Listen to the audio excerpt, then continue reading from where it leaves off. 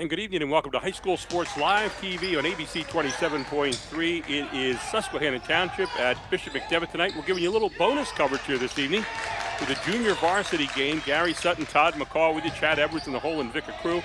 And live tonight from a different looking kind of venue, empty Bishop McDevitt gym. Usually howling fans over there, Todd McCall, but not tonight, as we're also coming to you live from two different places. Good evening, partner. How are you? Oh, I'm doing great. Looking forward to calling a great game, an old Keystone matchup, which is now a little different since it's Capital Division. But anyway, we're happy to have a JV game here to call a little bit and give these youngsters a chance here. Well, what's interesting here for both these teams tonight, this is the first game of the year. Once again, here we are, January 20th, Inauguration Day, and it's their inaugural game today as well. So the president's not the only one stepping into the office for the first time, right? That's right. And these JVs get an opportunity, some of these JV players, these freshmen, sophomore, get an opportunity to showcase their talents here on High School Sports Live. What a better night. Couldn't think of a better way to do it. And again, a great game coming up later on. Good rivalry, Susquehanna Township at Bishop McDevitt right after this in the varsity game. But just getting underway here from Bishop McDevitt tonight.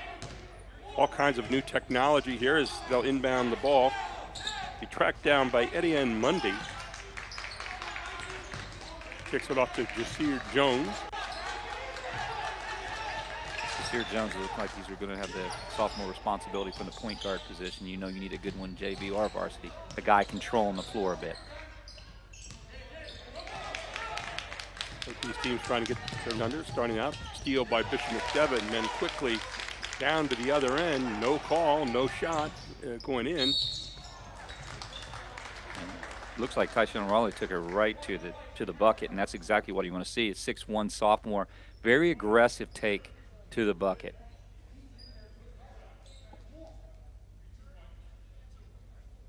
So heading to the line right now will be Aubrey Carter. Aubrey Carter, a freshman, really exhibit his talent on the football field as a starter.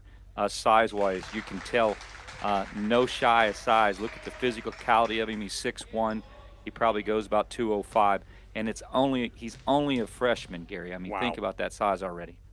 Aubrey Carter with his second look up and good. He's got a pretty good looking stroke there, too, for a freshman. So 2 for 2 in the opening 2 points of the game for Susquehanna Township. So we're tied up here with Bishop McDevitt. Sometimes you can look at this. Crusaders. Sorry, Todd. No, sometimes you can look at the set and see what they're going to do. No help side defense there on Susquehanna, but they got lucky. Here's Carter breaking out again. Says, I got a guard in my heart. Is it true that all big men always want to be a guard at heart, and all linemen, offensive and defensive linemen, want to be a quarterback in football, right, Gary? I think that goes to say. It's the rule, Todd. Inside, every big man lurks a point guard, and then every point guard thinks he's ready to block a shot in the stand. So you're exactly right. Here's Bishop McDevitt back with the basketball now in the hands of Tyshawn Russell.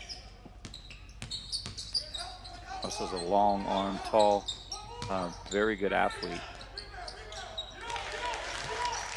And shot up and in that time by Ethan Conrad, a 6'5" junior. He asked for a better roll on that shot. Actually got everything you need as a shooter touch there. We're going to trip down on the other end as taking the ball down with Jasir Jones. Jones, a 5'9" sophomore. You know, you look at this junior varsity roster for Susquehanna Township, Todd, and I know you know a lot of these kids, you teach there. Sophomores and 2 freshmen, and then a whole bunch of seniors and only 1 junior on the varsity, so kind of an interesting mix there. Yeah, and you wonder if some of these kids might make an appearance tonight, being the first game. Maybe a couple of these guys go and get an opportunity to play both JV and varsity and see if they'll make that opportunity tonight.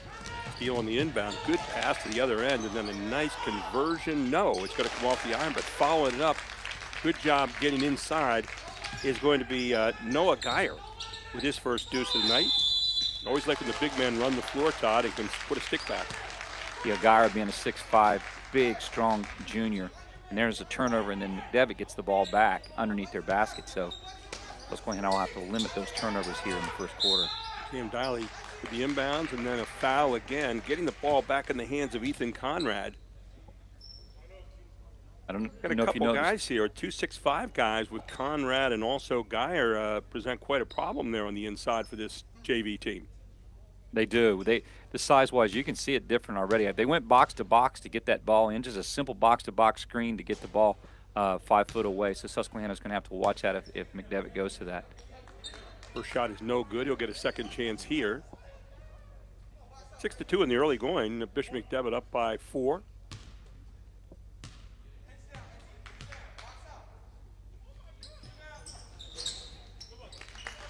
And the second shot, a little crier over the top of the rim. So 3 points of the game now for Conrad. 7-2, the lead here for Bishop McDevitt.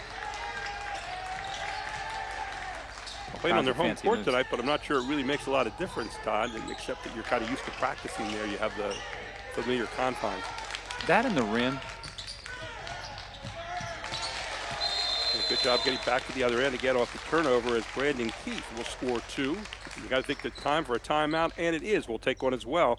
3:52 to go in the first quarter. You're watching High School Sports Live TV on ABC 27.3. Erie Insurance says here's to the grown-ups who move, mortgage, mow, and still bust a move. But does your home insurance still fit? Erie helps you protect the home you've grown into, all at fair prices that are often less than the other guys. So how do you find the right coverage? Magic. Nope. Local independent agents who get to know you like this. Your local Erie agent is Capital Region Insurance Agency, 717-731-1142. Erie Insurance.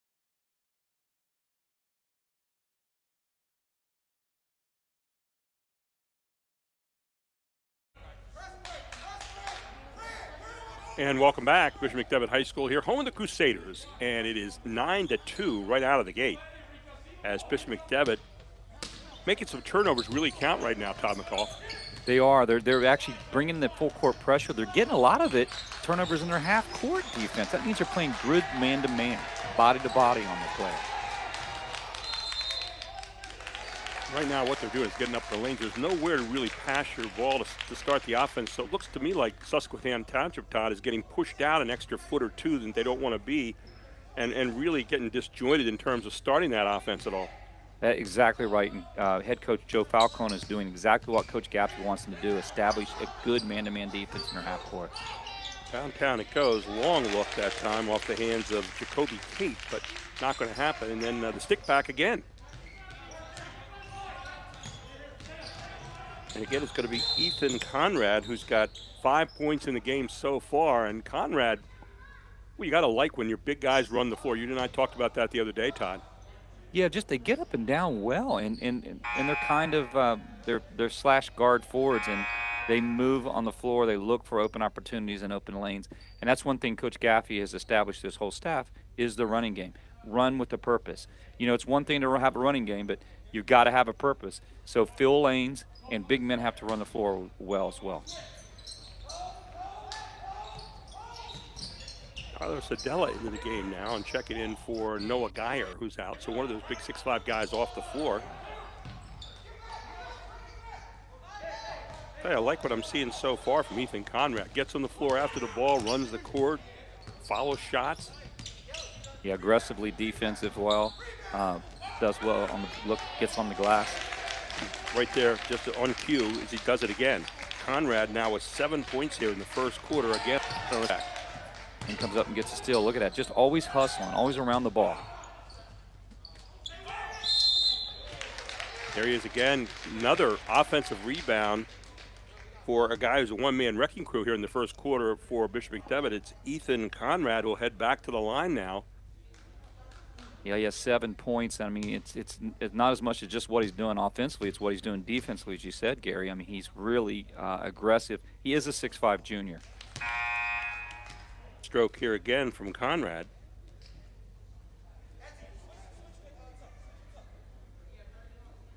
Eight points for Conrad already, and look for Conrad. Maybe he's a guy that's going to get some opportunity varsity-wise sometimes. And Gary, you remember, coaches will do that. They might put a junior, put him in JVs, get him a quarter or two in JVs, and he might come off the bench, warm and ready to go. Absolutely right.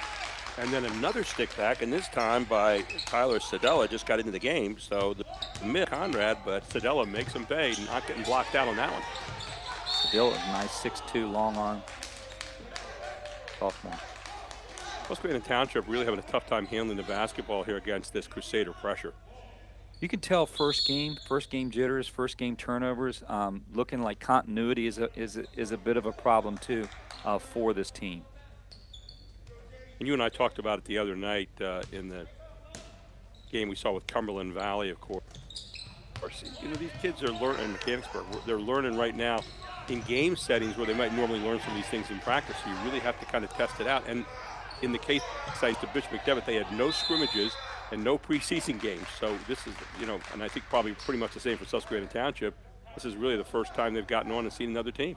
And it was exactly what you just said. They did not, as Susquehanna didn't either. They did not get any scrimmages and lacking practice. So, you know, really you look at this game, this is a little bit of combination of all that. So right now, continuity for Susquehanna. They're going to have to look at a few things and work on a few things. Continuity offensively especially. Well, again, getting down the court, and once again, it's Conrad on the end, getting out and sprinting it. And Conrad in the first quarter with 10 points. That's 10 points, and that lead is 16 for Bishop McDevitt, and they're widening that gap already here in the first quarter. Right now, I think for Susquehanna Township, trying to find a purpose in their offense. Because on the other end we go, and this time it's going to be Jacoby Tate cashing in, the 5'9" freshman. Jacoby Tate, again, aggressive as well. Look at everybody getting up the floor 5 foot away from McDevitt. So Susquehanna Township's going to see that pressure again here on the inbounds. So odd again, Todd, you know, we say it over and over, but not to see any fans really in the stands. You're just seeing kind of the people that are helping with the program and the players and the coaches, and that's about it. That's right, and even for us to be here, you know, broadcasting from, you know, our these private locations, it is just a different experience. We're just glad we can be Breeden Rip basketball. We really are, and we hope that you're enjoying the fact that we can do this. Tyler Dietrich with the foul there for Bishop McDevitt. You know, I'm sitting down in Dover, Pennsylvania. You're up somewhere in the Harrisburg area, and the game's being played at Bishop McDevitt. So, you know, all around the town. I think our prayers are all that we all have an opportunity to let kids get back in the gym, to watch games, let us get back in the gym, let parents get back in the gym. I know that's what we're hopeful. Absolutely. First shot is up and good. This time off the hands of Jasir Jones, his first points of the game. Right now, it's so important for Susquehanna to get anything on that board right here in this first quarter to kind of to stop this bleeding, so to speak. Jones missing the second one. Bishop McDevitt controlling it. Susquehanna Township without a field goal here in the first quarter, so a tough one for them so far, but long way to go. Now you see this 5-man motion. And you're going to get a backcourt call right here. That's a rare turnover for McDevitt in their half-court offense. They haven't really had to have an opportunity, really. They hadn't had to set up much because of turnovers and allowing them to get in transition.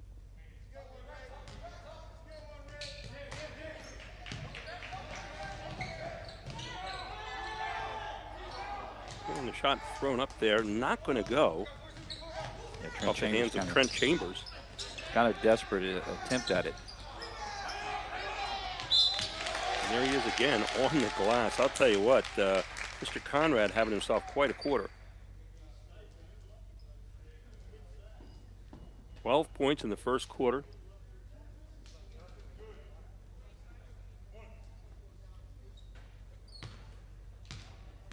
Let me stand corrected on that. It was not Conrad. That time was Sadella. Tyler Sadella with his 4th point here in the first quarter. Pretty good quarter for him, too. Yeah, these guys 6'2", 6'5", to get on the boards. Any miss, they're actually scooping it up. They're very aggressive on the boards and on the glass. Throwing Noah Geyer up there at 6'5", too, who's not in the game right now. 52 seconds to go here in quarter number 1. Good dump off pass, good block, though, coming across by Conrad. Looks like they're going to draw a foul on Conrad, and that's going to, as you said, put Aubrey Carter to the foul line, giving him an opportunity here. So Aubrey Carter will step in there with a chance for 2. I like the way Aubrey Carter runs the floor, and I love his stroke. He's looking with a purpose. He's looking at getting up on the floor. He's going to be aggressive with that football instinct. That's what Susquehanna is going to need in this JV game to even get back in the game. They're going to need point production out of Carter. That was not going to happen. 46 seconds to go here in quarter number 1 is the junior varsity game. And down the court we go again, but it's going to be a walk call this time on Conrad, so the ball goes back to the Indians. 42.5 seconds to go in quarter number 1. A little bonus coverage here tonight with the junior varsity game. First game of the season for Susquehanna Township and Bishop McDevitt. Good to get to see these kids get out there and get a little playing time. That's exactly right. And Susquehanna is really just facing really kind of a man-to-man press here. They've just got to learn to break it by clearing guys out.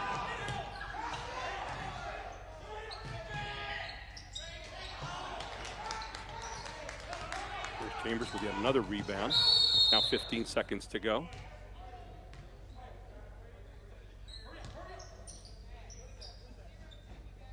And we get a timeout on the floor. We'll take one as well. This is High School Sports Live TV on ABC 27.3. Hoffman Ford wants to trade keys with you. That's right. Give us the keys to your current vehicle, and we'll get you into a brand new Ford with great offers, like up to $13,500 off MSRP on a new Ford F-150 XLT 4x4, or 1.9% financing up to 60 months, plus $9,000 off MSRP. And get top dollar for all trades, no matter what it is. Let's trade keys at Hoffman Ford. Hoffman has it. Hoffman Ford, just what you're looking for. Hoffman has it. Welcome back to Bishop McDevitt High School here. 22-4 as Bishop McDevitt leads it. We have it at 13.8 seconds left here in quarter number 1. 22-4, Bishop McDevitt leads.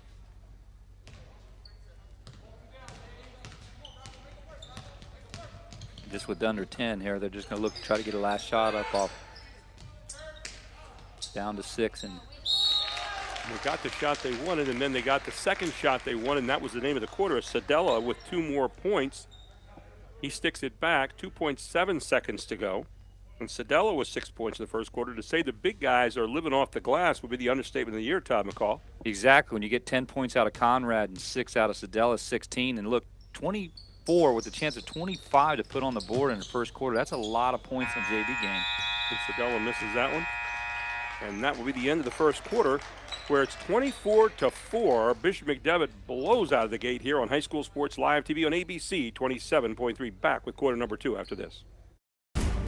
Groff Tractor is your full-line equipment dealer representing Case Construction and many other leading brands, serving the total sales, rentals, parts, and service needs of its customers. Groff Tractor, featuring Case Construction, paves the way for your project from start to finish.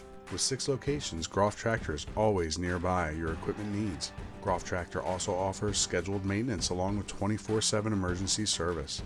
Groff Tractor is your #1 source for everything under construction. At OSS Health, we offer orthopedic care you can trust. Award-winning for quality and safety, OSS Health will get you back to reaching. Swinging, rocking, and trailblazing. Keep following your passions. We'll help. Erie Insurance says here's to the grown-ups who move, mortgage, mow, and still bust a move. But does your home insurance still fit? Erie helps you protect the home you've grown into, all at fair prices that are often less than the other guys. So how do you find the right coverage? Magic. Nope. Local independent agents who get to know you like this. Your local Erie agent is Capital Region Insurance Agency, 717-731-1142. Erie Insurance. And we start quarter number 2 very quickly with a running one-hander off the hands of Mikey Chia, who gets his opening deuce. Quickly another steal, and Bishop McDevitt takes it coast to coast, and they are scoring at will right now. As Sam Diley with his first deuce of the game as well. Yeah, they're just getting up and down the floor. They're just out hustling right now. Susquehanna's going to have to settle down a little bit, get stops, keep them out of transition, and that's the biggest hurt right now for the Indians. Well, one of the other problems you're getting too right now for the Indians, they're not getting a lot of movement on offense in the half court, and thus they're having to settle for the outside shot, Todd. Yeah, it's exactly, Gary. It's such a great point. You got 5 guys standing around the perimeter, no one really knowing what to do. No one setting screens, no screen sets, no movement, and that's why it's making it easy. One pass, and that's it for Susquehanna, and it's getting hands in the passing lanes, and they're still in the ball. You know, the biggest thing when you're talking about offense is two really important points, Todd, and you and I talk about it a lot, is number one, put people in motion, and number two, create space. You got to do those two things to have good offense. And here's Susquehanna Township at the line. Shot will not go off the hands of Jasir Jones. He's 1 out of 3 so far tonight. And the ball belongs to the Crusaders, and here they are again. Short arm that time. Good rebound by Susquehanna Township. Out it comes. And there's a guy we've seen getting down there tonight all night long. Might have been cherry picking a little bit that time, but he said it's okay. Aubrey Carter with the first bucket of the game for Susquehanna Township. Right, that gives him 5 points, and you know, maybe this is their move, their opportunity to start getting themselves a little back. You want to close this gap a little bit before half. You can get it even to 10. You know, you got an opportunity in this JV game. Saw him get out very quickly and then taking it down, and a good job, good call by the official there, calling the block. So Aubrey Carter, a nice solid stroke, but this one off the back of the iron from Carter. So he's 3 out of 5 from the free throw line so far tonight. 28-6, McDevitt leads it. Free ball fired, long distance by Brandon Keith, will not go. A Keith shot. No chance there of hitting there anything. So Susquehanna right now is going to have to break this man-to-man press. That's all McDevitt's doing, just giving tokens, physical pressure against the Susquehanna team. They're really three-quartering them on the side, and then they have the guy kind of at a shortstop on the inbound, and he's just hunting. He's the eyes of the defense thus far, and they're really putting all kinds of pressure. And that the guy that's hunting the ball there, hunting the man, is then going over and double-teaming right away, so really causing all kinds of problems for that full-court transition game. And one of the things, too, if you look and you see on the camera, Susquehanna picks the ball up in dangerous spots. 2 steps over half a court, I used to tell my guys, dangerous spot to pick up. Do not pick your dribble up in certain spots of the floor. And I would tape them up and say, you can't pick it up here. And that's something they can look at later in practices when they get that opportunity. Well, I'll tell you, is film study going to be an important factor this year, maybe even more than normally, wouldn't you think, Todd? I would. You know, Gary, you said that last week, and I agree 100%. Film, using Teams apps, Zoom, things like that to show the kids what they really need to do. The last 4 missed there by Jones. Jones has a nice-looking stroke, just not going so far this season. And another good job of the secondary break. Running the lane once again is Ethan Conrad with his 12th point of the night. Using that little, you know, Mike and drill move, just kind of a little nice around the basket. You know, for people that wonder about what a secondary break is, I mean, you're trying to get a layup. And obviously you don't get that, you pull a guy out, and then one of the big men comes to that ball side right down the lane, and you see that, and that was a just textbook secondary break. An absolute great explanation on the secondary break. That's something that you know, both of these teams really used to feed themselves on, is that secondary break. There's Conrad again. I'll tell you what, he has been everywhere so far here in the first half. So Susquehanna Township fights ball. Sorry, Todd. No, please. Aubrey Carter puts a hold of that and grabs another board. Another good pass underneath, and they find Carter, and Carter, the bright light so far tonight, he's now got 7 points here in the first half. Yeah, I expected that out of Aubrey Carter, the big, strong freshman. So, you take a look at the difference, to look at movement by the offense for Bishop McDevitt, constantly passing, cutting, and really keeping their defensive people in motion. Yeah, constant motion. There's more than 1 or 2 passes. They're making the defense work on defense, so to speak. And that's why they've had success. And then when the shot goes up, they have won the battle of the boards. That's a great point.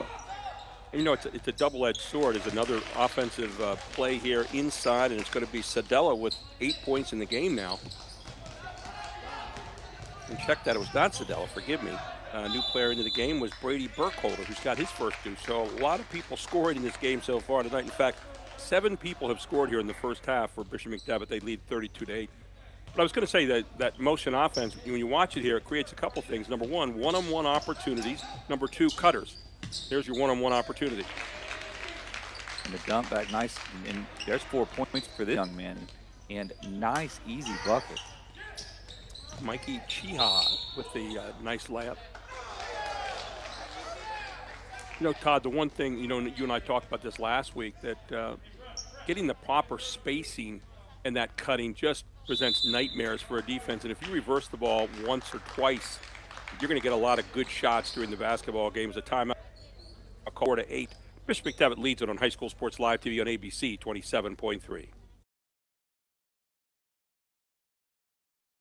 Advanced Hoops is offering the 3D guarantee. Charlie Fortney believes the 3 dimensions are game speed shooting with professional instruction, crossover intensity with ball handling whiz Gerald Jarman, and 5-on-5 games building playing experience in competition. These 3 dimensions are needed for well-rounded training. I'm looking for players that want to take their game to the next dimension. The 3D guarantee is for players who want to work. To sign up for the 3D guarantee, go to advancedhoops.com. Welcome back to Bishop McDevitt High School. It belongs to the Crusaders right now, and so does the lead, a big lead, 34-8 here in the first half. But again, I think for both these coaches, Todd, you're looking for improvement throughout the course of the game.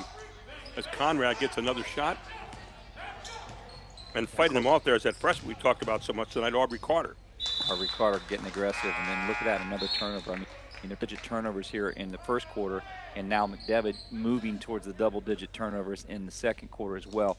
On that out-of-bounds play, you saw McDevitt doing underneath the basket. It's a simple box-to-box screen.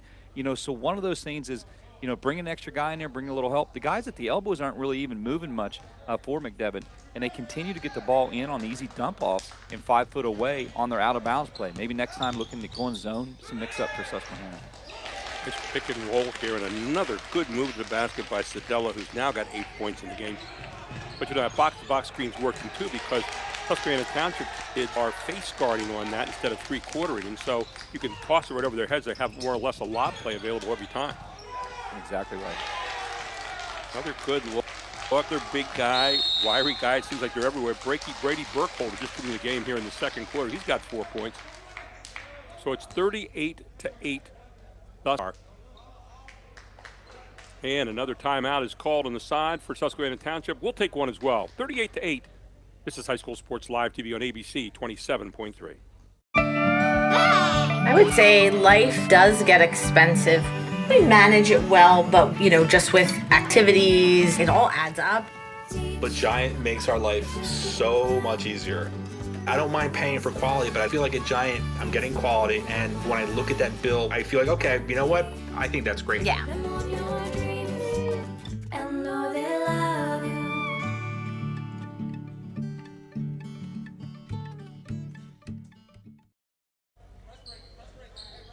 And welcome back to Bishop McDevitt High School. It is 38-8 here in the first half.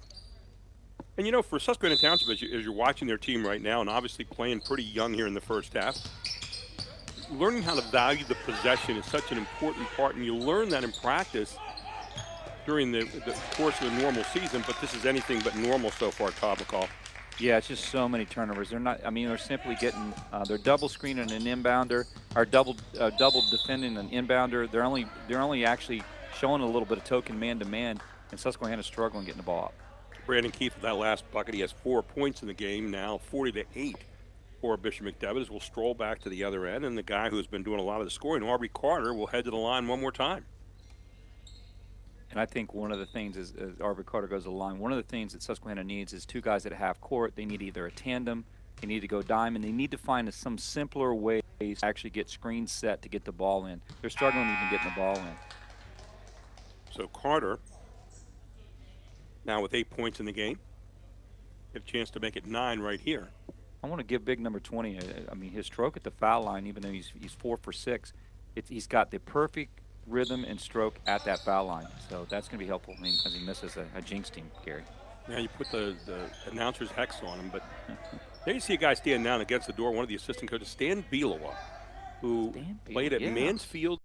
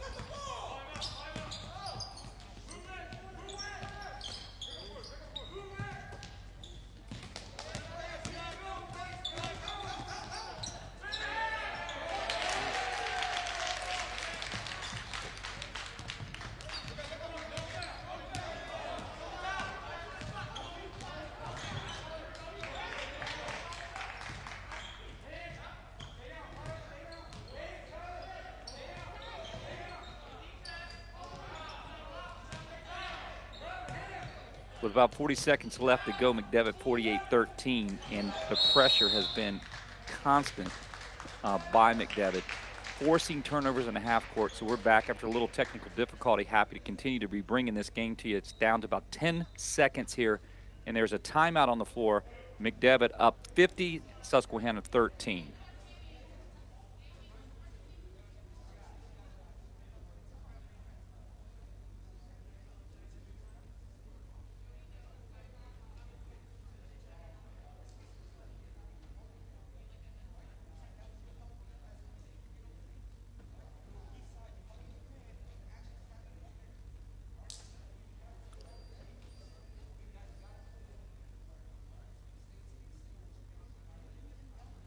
And Don, I think we're back again here and getting ready to come out of that timeout. So Bishop McDevitt taking a look over 50-13, as you said, Todd. The pressure, creating new possessions, and then cashing them in on the other end regularly has really been the elixir for success so far. And Susquehanna Township having a tough time handling the ball here in their opening game of the season. That'll get better as the season wears on. It will with time. I mean, one of the things is McDevitt's just simply playing very good man-to-man. They're actually just keeping their man between themselves, between them and the basket, and doing little things. Help side's been good tonight. A lot inside, good defense that time by the Indians. They'll throw it away on the other end. 40.4 seconds to go. And check that rather, that'll be the half. So it's 50-13 at the half. It is Bishop McDevitt all over Susquehanna so far. We'll take a break. We'll come back for our Jack Giambalvo halftime report, all here on High School Sports Live TV on ABC 27.3. High School Sports Live is really excited that in 2021, we're going to bring high school rivalries right in your living room. Eric Brewer from Integrity First Home Buyers is with me. He's a community guy. He stepped up to help make it possible for parents and community members to see High School Sports Live right in their backyard. Talk about why you're passionate and why you feel like it's a mandate for families in the community to see sports during this time. As an athlete growing up, some of the fondest memories I had was seeing my parents in the stands, knowing that they were there to support me throughout the week of practice in preparation for games. The biggest moment for me was the opportunity to play in front of my friends and family. As a parent, I've been on the other side now, and I want to be there for my children, specifically for my son. The kids and the student athletes still know that their parents are watching, and then as parents, we can still be there to experience and cheer our kids and our student athletes on, even if it's through the television, because we can't be there personally. Well, we appreciate that, and we know the viewers at home appreciate you making this possible.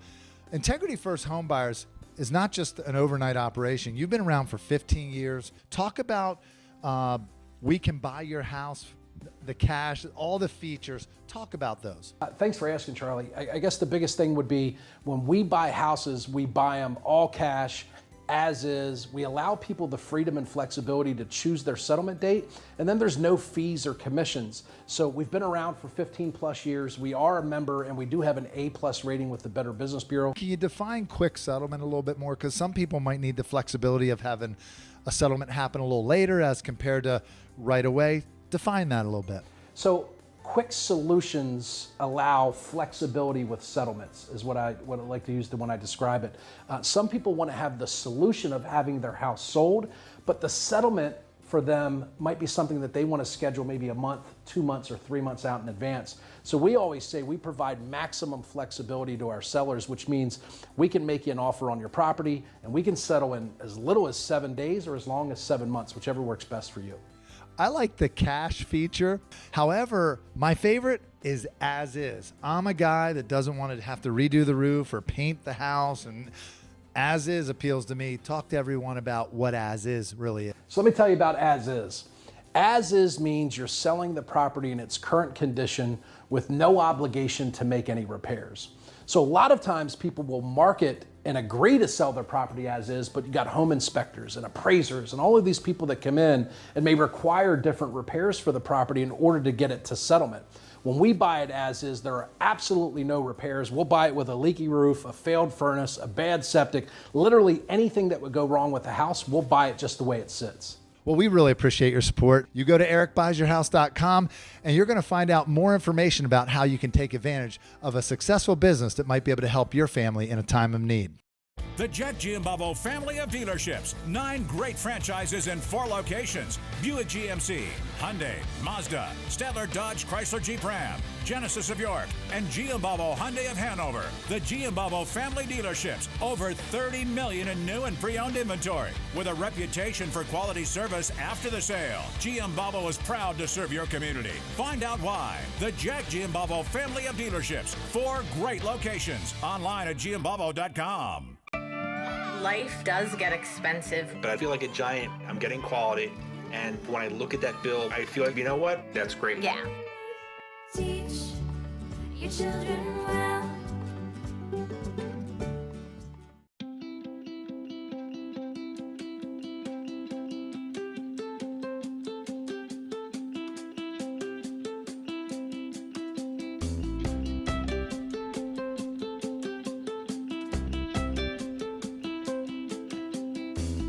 They didn't wait for someone else to change the world, and we're not waiting for the world to change education. CCA, pioneers in online education since 2003. Enroll today.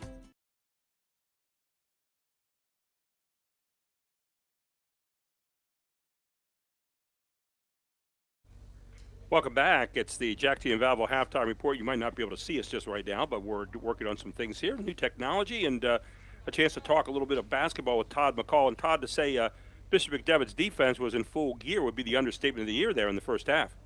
That is exactly would be the understatement of the year. What they did well was get in the passing lanes, physically, play good man-to-man with good help side defense, with very good defensive fundamentals, and really they caused turnovers because Susquehanna, one, could not break the press full court. When they did, they picked up their dribble in bad spots, and it allowed McDevitt to get some turnovers and get up and down the floor.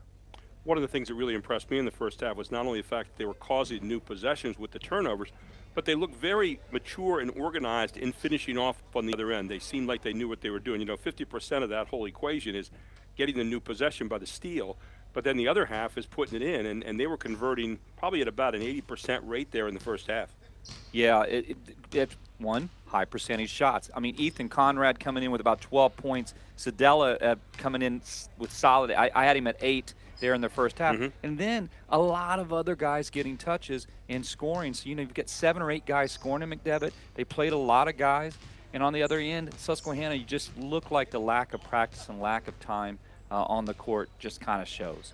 In defense a little bit, one of the things you and I both know from coaching over the years, and a lot of coaches know this, your defense will always be ahead of your offense. And with all of the problems of COVID this year and the lack of practice time, the offense is going to take a while to catch up. The defense will be, defense is about attitude and hustle and all that. And your defense will get together much quicker than the offense will. And I think for Susquehanna Township, you'll see that offense get better and better during the course of the year because you have a little bit more cohesiveness with more practice time and more games under your belt. Oh, that's exactly right. Cohesiveness comes with practice. And as Vince Lombardi said, it's not practice that makes perfect, it's perfect practice that makes perfect. But when you don't have an opportunity to get on a floor or get into a gym, then what do you have? Well, number one, when you're coming into a game and you haven't even played one yet, you don't even have packages in. Like, for instance, to stop the bleeding, Susquehanna probably doesn't even have their zone defensive packages in. Maybe they could put some zone on, McDevitt. Maybe they don't even have a press breaker really set up or made yet. So, you're drawing things on the board when you're the coach. And that's difficult for young guys to understand.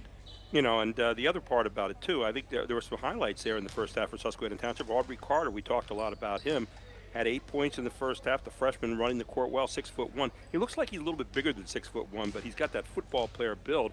And then I thought another guy who also looked good to me and has a real upside is Jasir Jones. Handles the ball well. Let's take a look here. So we have our pictures back up right now. We've got some highlights here of the first half. Todd, take us through those if you can, please. And we'll see if we get those up here in a second as we head on back to Bishop McDevitt again. And we're getting some of our technical difficulties. And here are some of your first half highlights from Advanced Hoops. I think right from the start, this is what you see in Russell, just getting up and down the floor, and that was off turnovers.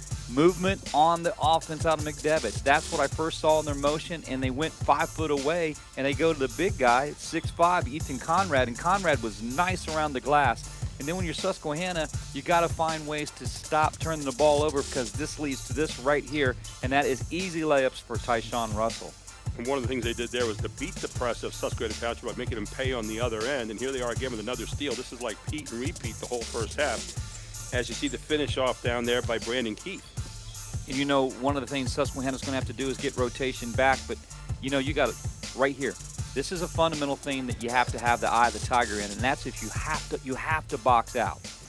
Especially if you've got a kid like Ethan Conrad, who's wiry, 6'5", or another guy down there like Tyler Sedella. And there's Conrad one more time laying it up down the lane.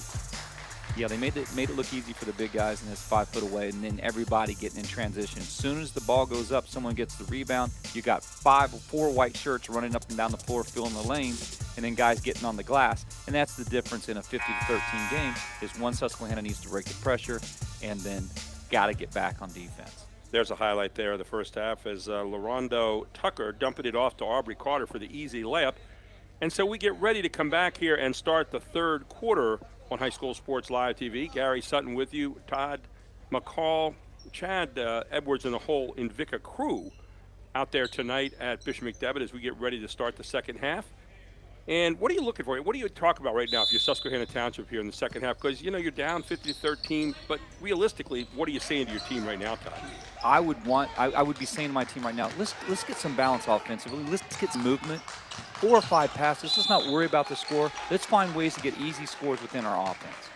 Well, right Limit there our was turnovers. a turnover. Limit and our turnovers. One of the things that happened there again was you looked at Jasir Jones dribbling, but everybody else was kind of standing. He had one screen on the ball, but other than that, everybody was kind of standing and watching. And sometimes that happens when you have a point guard. You get caught standing instead of moving without the basketball. Exactly what happens. And then you get coming back on defense, you got to have some help side defense. You got to stop the penetration of Russell, and he just makes things happen. Brandon Keith, Dipsy doing down the lane, but he's going to get called for a player control foul. What do we always say, Todd? Inside the foul line, never go in the air. Because you're going to get called for a charge every single time. A little stop, pull up, a little nice pull up would help in those kinds of situations. Another lost ball and another conversion on the other end. And again, it's going to be Brandon Keith with 2. He's got 6 in the game so far. Yeah, Keith has just been around the glass really nicely. Here's a nice Brandon Keith at 5'8", a nice sophomore to look to see if Coach Gaffey will look at this young man in the future. He's got everything he would need. You can see what they're doing there. They're face guarding, and then they're getting the easy little taps like that with the guys playing shortstop as the ball stuck back in nicely. Again by Burkholder. That's his 6th point. Brady Burkholder in the game. Burkholder did a nice job, uses that pump fake very effectively. You know, we talk about offense so much, and the word rhythm comes to mind, Todd. You want to get that rhythm, and right now Susquehanna Township have a tough time finding that. Yeah, they're probably just going to have to take opportunity when they do get a chance to practice and go half court, no defense, or dummy defense on them, so to speak, where the defense just kind of slacks and allows them to do some things, learn to get some not only ball movement, but screens. Body on body to find ways to get open. And if I'm Susquehanna right now, I'm just looking at trying to be patient in my offense and get some. Yep. Don't worry about the score right now. Possession by possession, Kamar Hill with that foul, and back into the game now, Amiri Williams, who's a 6'1" sophomore. Up again on the glass and put away nicely. And that is going to be Geyer, who's back in the game. He's got 4 points. And then on the other end, a good running one-hander for Susquehanna Township, and I like the way this kid plays. I think he's going to be a good one, Jasir Jones. Yeah, he's smooth and long-armed, and that was a varsity extension he made right there. There's some definite hope in Susquehanna's future with some of these guys. Good post up in the lane, not going to go. Aubrey Carter doing a great job using his body to box out. If you're looking tonight and saying, who could I build my team around a little bit, Aubrey Carter wouldn't be a bad guy to start with. No doubt about that. And, you know, Aubrey just, I think, 5 foot away, learning some fundamentals. He's going to be a really nice player if you get him inside a little bit more. Tucker with a tough shot there. And then quickly, again, that secondary break coming down the lane, this time with the guard, and it was Brandon Keith with his 8th point. Keith doing a great job tonight, the sophomore. Take a look at that weak side defense you were talking about, Todd. Such a great point you made. Everybody playing the basketball. They're always looking at the basketball and ready to help. Yeah, help side's got to come over. It's got to be a little quicker. It's got to be more smooth, and it's got to be an understanding that it takes 5 guys at times even to stop one guy, and that has got to be the concept. It's a group activity. And the foul will be marked against Mikey Chia. As at the line is Kamar Hill, a sophomore, 6'1", and a good stroke from Hill. Kamar Hill, nice looking kid, long arms, extended arm. He made a nice move. I liked his movement on that left side to get to the foul line, actually.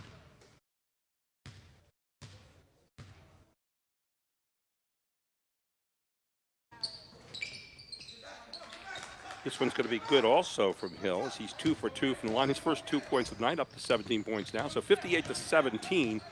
Bishop McDevitt coasting at the moment. But again, you're learning a lot of things, the games within the game tonight so far, Todd McCall. I would agree, and this is what the game of basketball is. It's a learning process. This is only the first game in the book, so you got a lot to work on in both teams, really.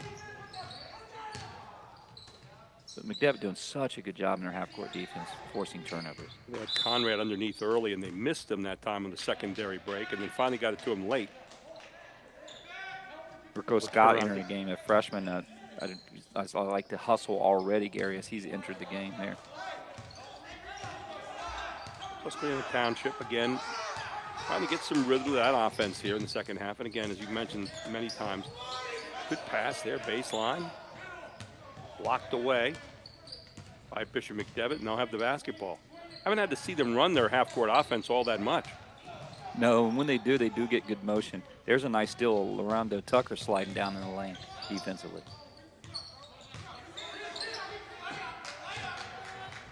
And Tucker losing control. And then back it comes, and they're going to call a foul there on Tucker. The ball will stay with Bishop McDevitt.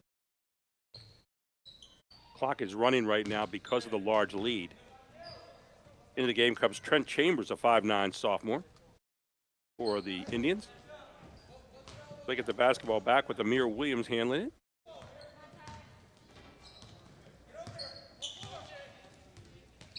It's a different time coaching basketball now for these guys and anybody on indoor sports, because there's so many things you have to do now to make up for the lack of practice. A little more motion here this time from Susquehanna Township, Todd.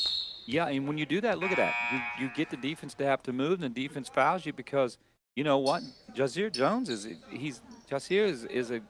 moves well with the ball, but unfortunately McDevitt's going to get an opportunity here again. Get called for the walk that time. So 58-17, under a minute to go here in the third quarter. You're watching High School Sports Live TV. Gary Sutton, Todd McCall with you. And look at that motion. It's 5 men in motion. Creates a one-on-one move there. Then you find the open man for a pretty good 3-look, and what happens? Boom. He drilled it. I tell you what, Sedella and Conrad, these two guys are here to play these juniors. And again, that's another advantage, McDevitt. Look at the hustle out front when you look at a kid like Jacoby Tate getting after the basketball. Jacoby Tate just being a freshman, too. Very athletic, gets after it, freshman. Good physical build on him. You know he's in the weight room. McDevitt benefits, too, a lot from the football players. And Susquehanna has in their past some. But when you get these football guys in that weight room physically, it helps on the basketball court. You have to hurry up. You only have 4 seconds to go. And there's your shot. Not going to go. And that will be the end of the third quarter. 60-17. Bishop McDevitt leads it. We head to the fourth. This is High School Sports Live TV on ABC 27.3.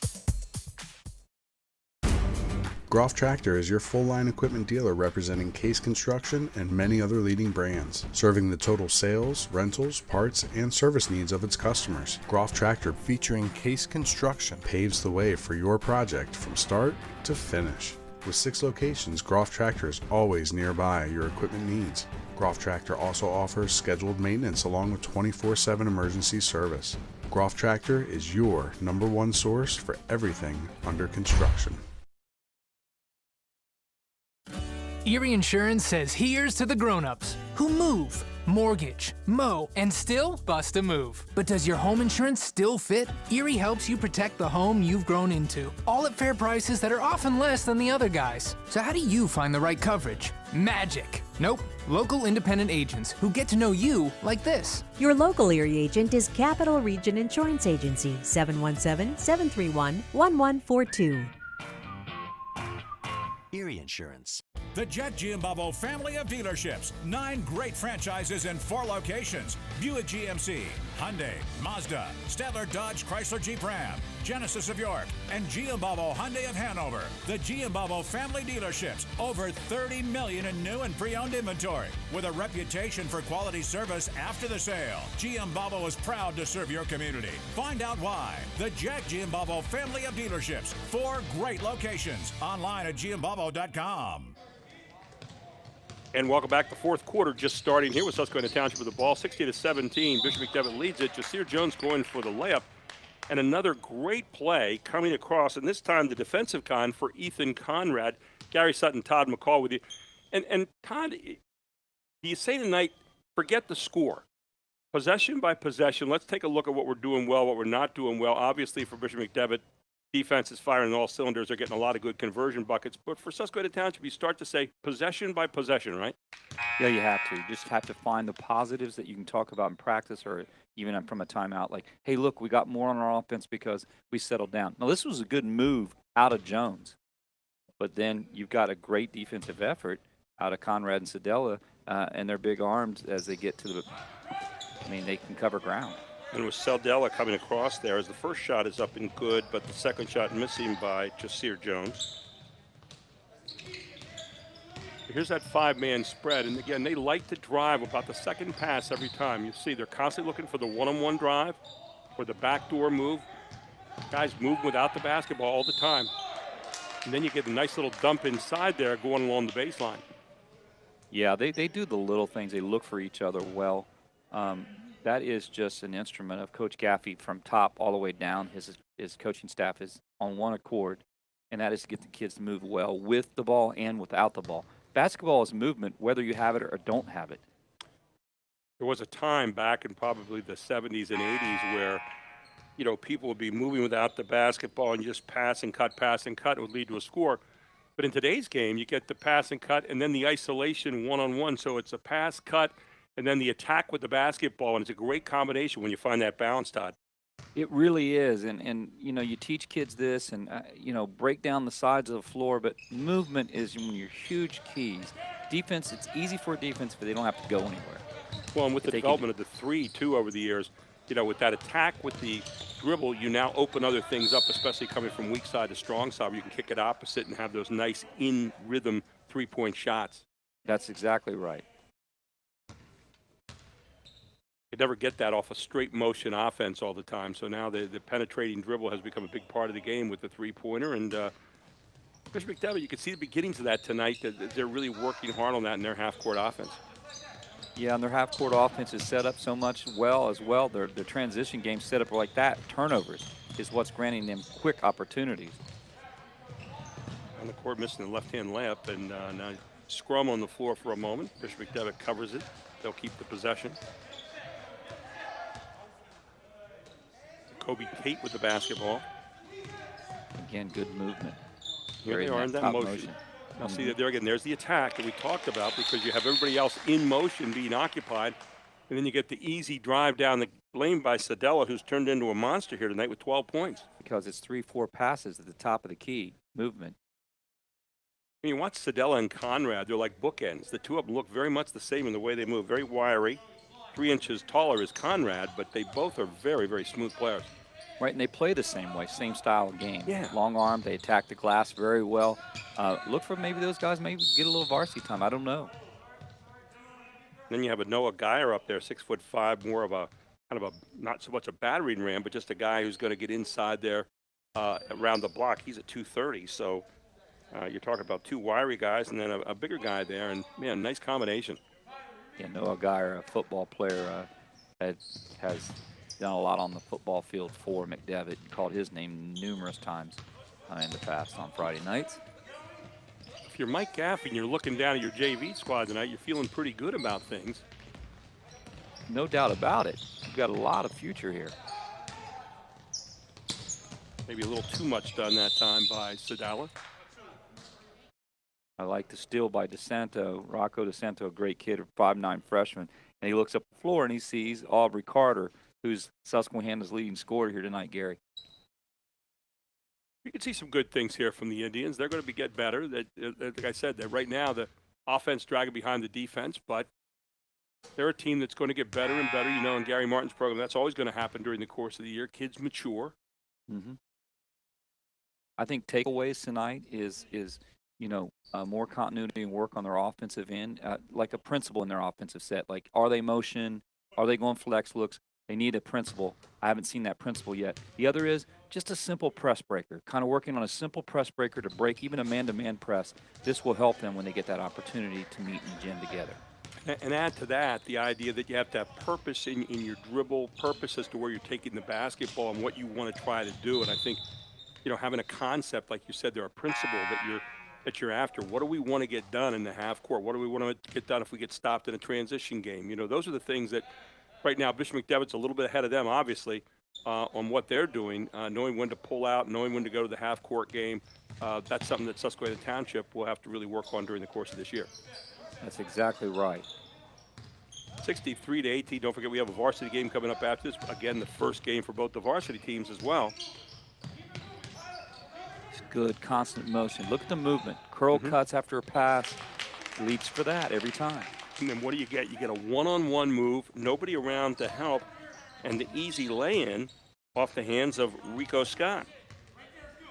Because everybody else is running and chasing, and all of a sudden you've got a one-on-one isolation move, and one-on-one you score, one-on-two you pass. It's that simple. That's exactly what it is. And, I mean, you've got a whole bunch of different guys getting in this game here tonight for McDevitt now, and all things are points to this. When they come in, they have great control of their half-court sets. They all know to move.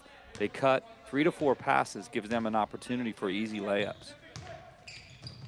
And it's just called valuing the possession. You have to value every possession, either by a layup or in the half court. You have to learn when to pull it out. Now take a look here, and just constant. There it is again.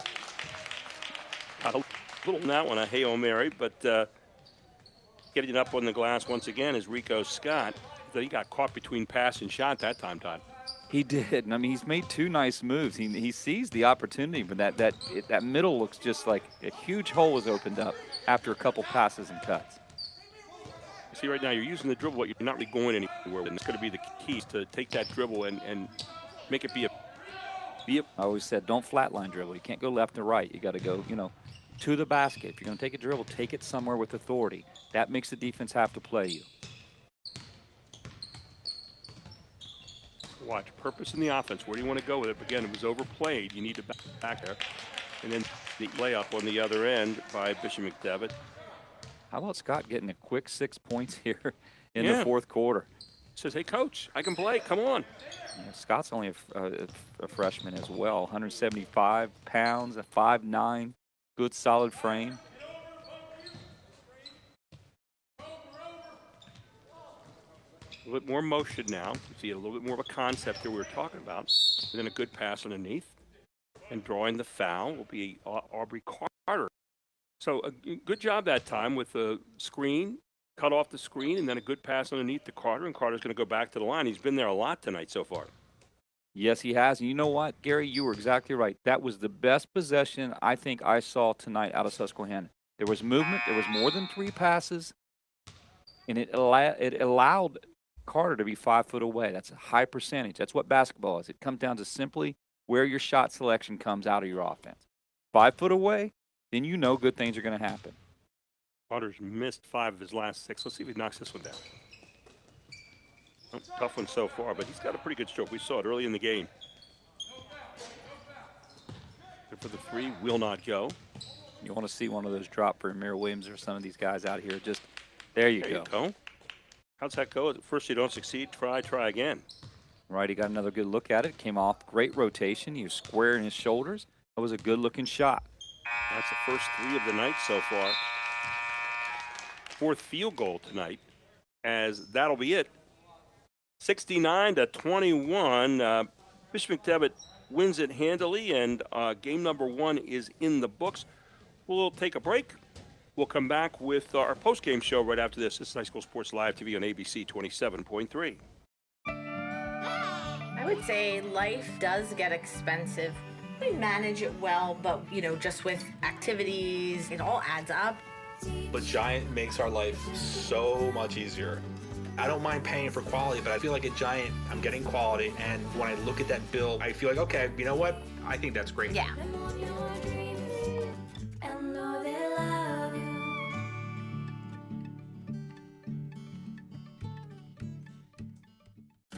Erie Insurance says here's to the grown-ups who move, mortgage, mow, and still bust a move. But does your home insurance still fit? Erie helps you protect the home you've grown into, all at fair prices that are often less than the other guys. So how do you find the right coverage? Magic. Nope. Local independent agents who get to know you like this. Your local Erie agent is Capital Region Insurance Agency, 717-731-1142.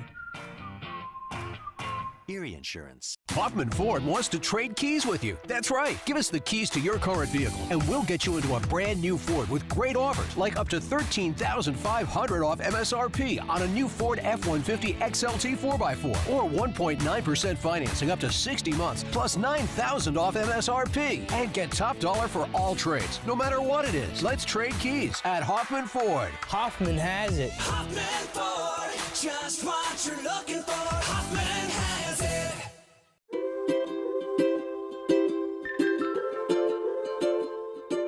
All across Pennsylvania, families are living their lives in their own homes. Not long ago, none of these families believed it possible. And then they discovered there was someone who could help. What was once only a dream is now a reality. Welcome home.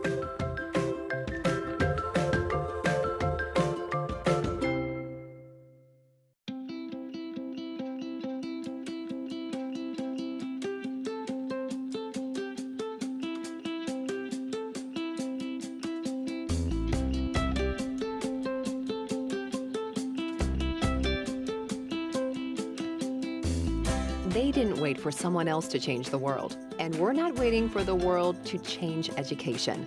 CCA, pioneers in online education since 2003. Enroll today.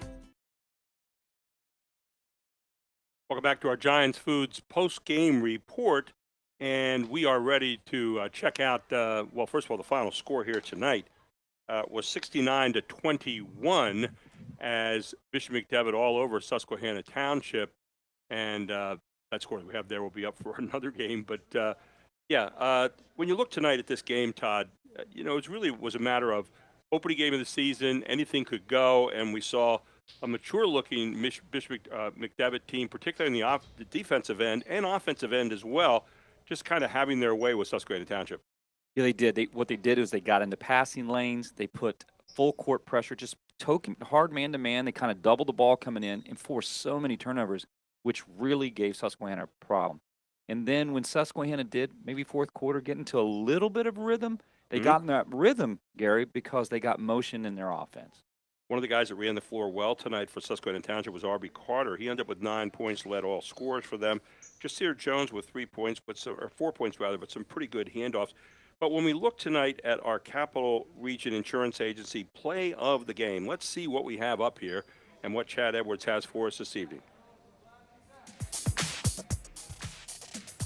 This is our Capital Region Insurance Agency play of the game.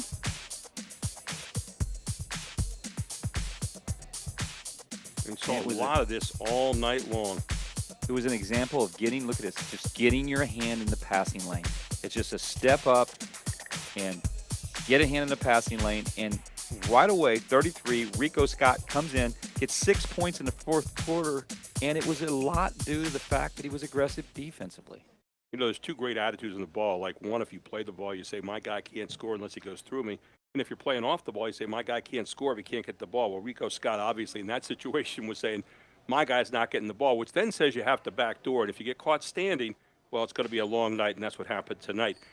Our Hoffman Ford player of the game this evening, we could have chosen from a lot of guys. We thought Tyler Sedella looked really good tonight. He had 12 points in the game.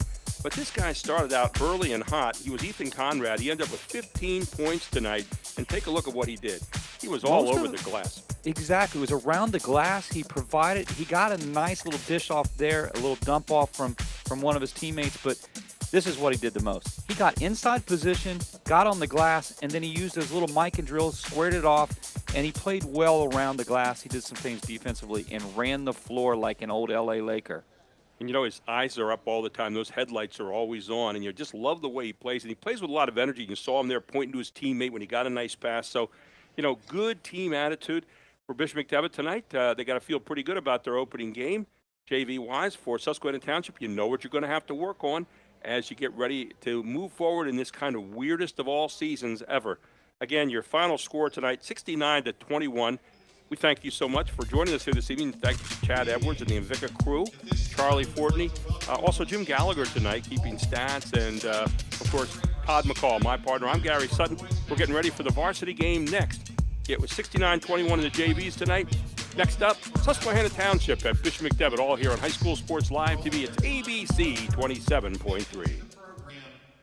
Over the last 4 years. We're here at OSS Health with another live interview with Dr. Abby Kelly.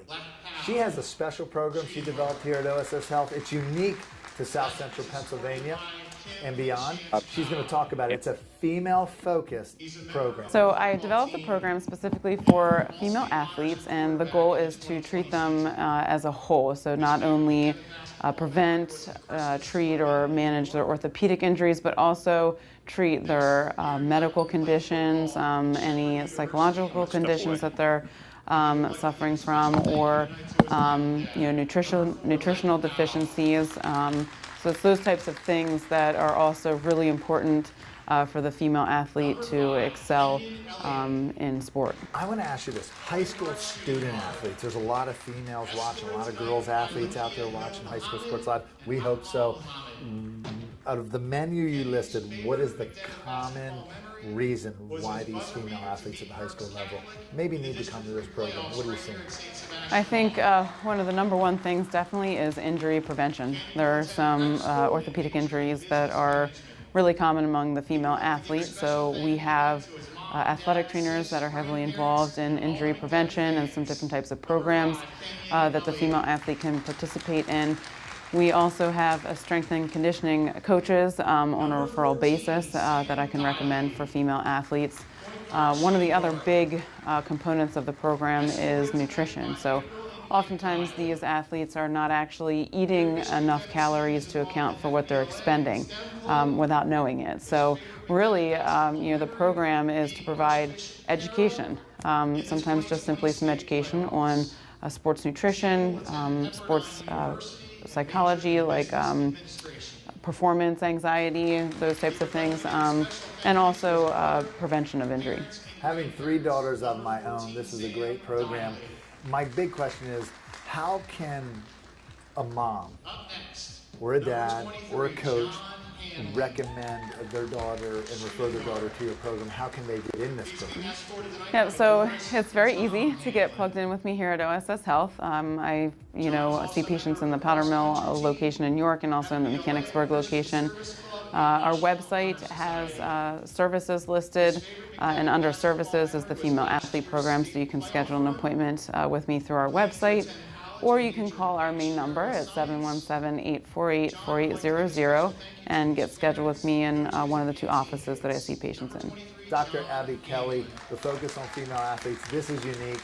Not only is this program unique, but OSS Health Orthopedic Center in Mechanicsburg is one of the only, if not the only in South Central Pennsylvania, walk-up orthopedic care centers. Take advantage of it. You can go to their website at osshealth.com.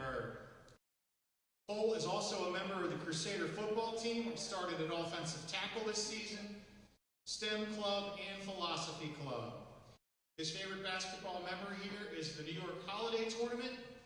Cole will attend college next year, majoring in computer engineering. He would like to give a special thank you to his coaches, teachers, and most importantly, his mom. Number 35, Cole Brandenburg.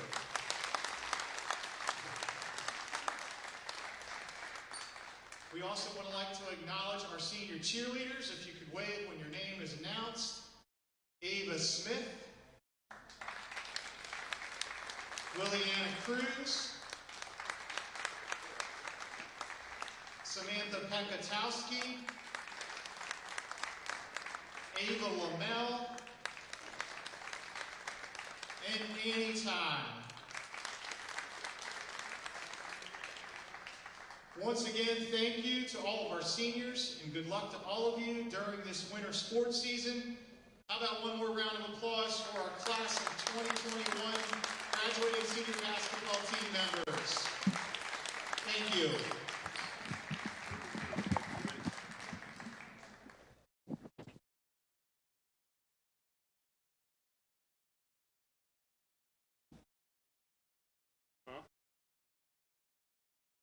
Yeah, I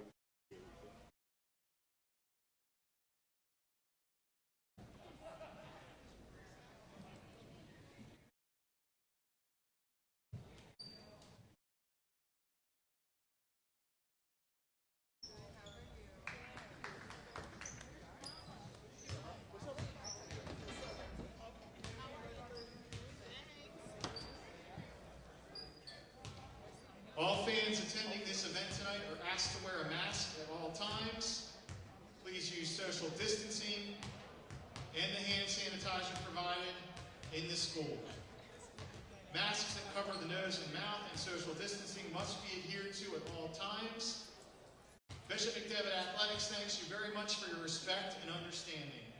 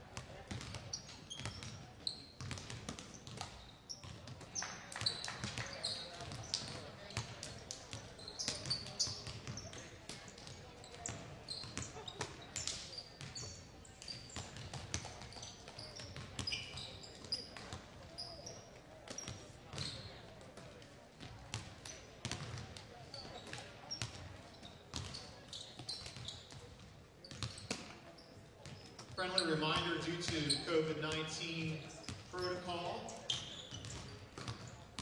all JV players and parents should be exiting the gym at this time. Thank you for your understanding.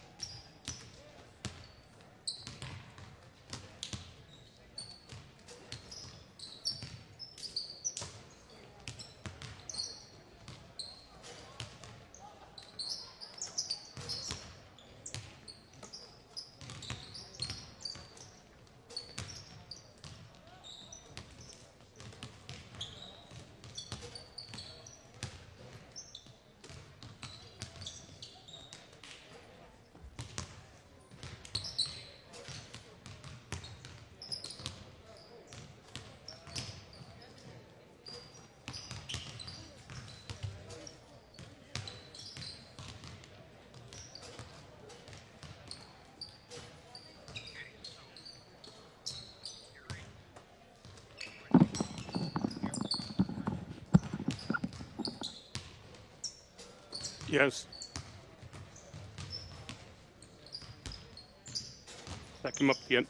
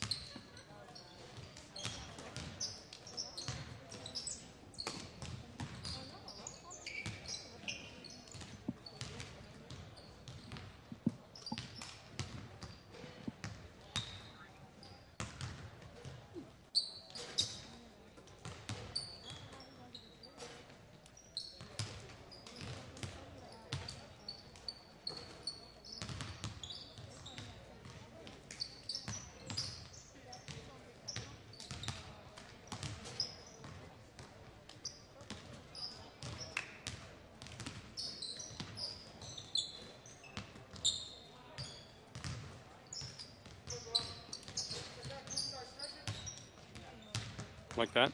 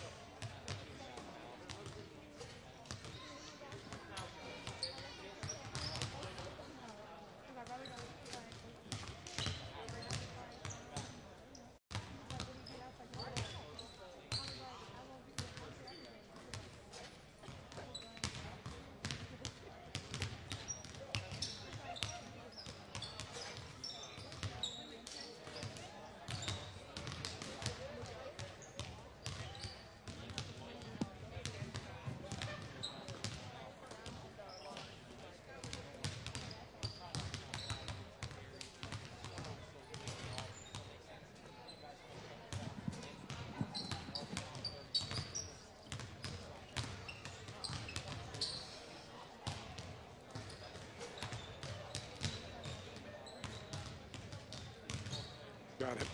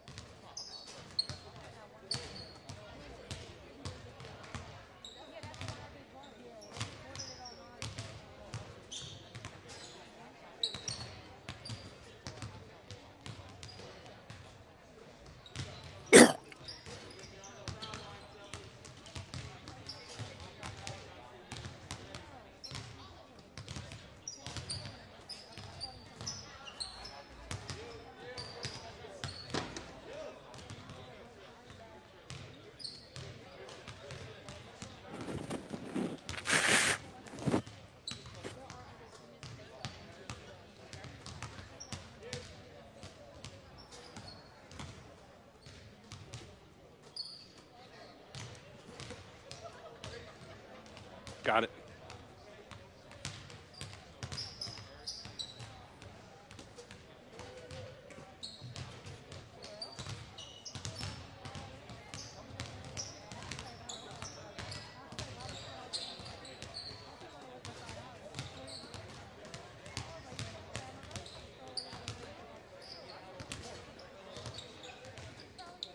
Okay.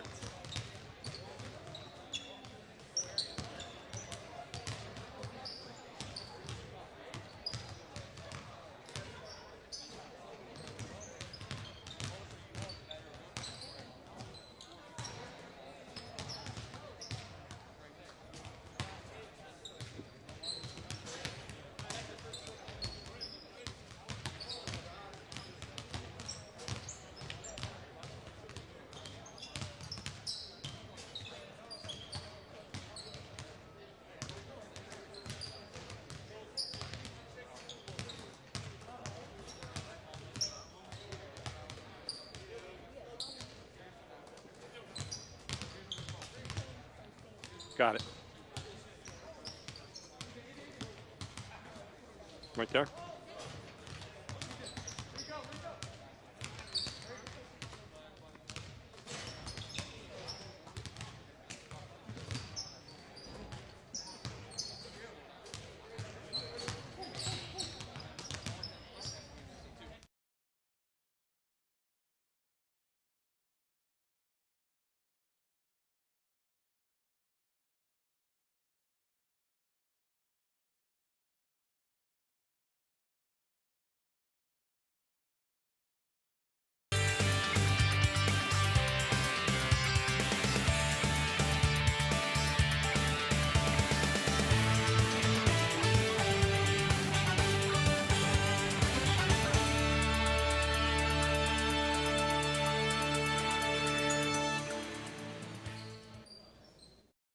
High School Sports Live TV is proud to present boys high school basketball.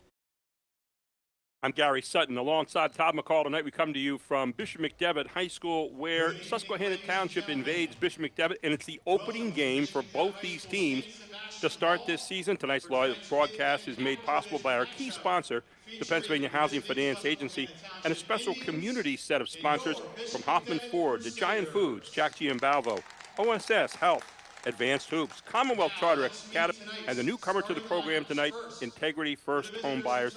I am Gary Sutton, and alongside of Todd McCall tonight, we are so happy to be bringing you this game. We're doing it tonight with a little bit different kind of technology than we've seen before. I'm down in Dover, Pennsylvania. Todd's up in the Harrisburg area, and we are doing it remotely here tonight. When you start with Susquehanna Township here in the opening night of the season, you go inside 6'8" Kevin Coleman, Todd, and he's a guy that's going to be looked at to carry a lot of the load here tonight. Well, he's a 3-year starter. One of the big things about Kevin Coleman is size, 6'8", that a wingspan. It makes him over 7-footer. He plays well. He runs the floor well. I like what he does defensively, but tonight he's going to be called upon to be in double digits on the board and in the point column. One of the guys who could do a real high-wire act for Bishop McDevitt, both inside and outside, is Kenyon Elliott, 6'2" senior guard. We'll see a lot from him this evening for the Crusaders.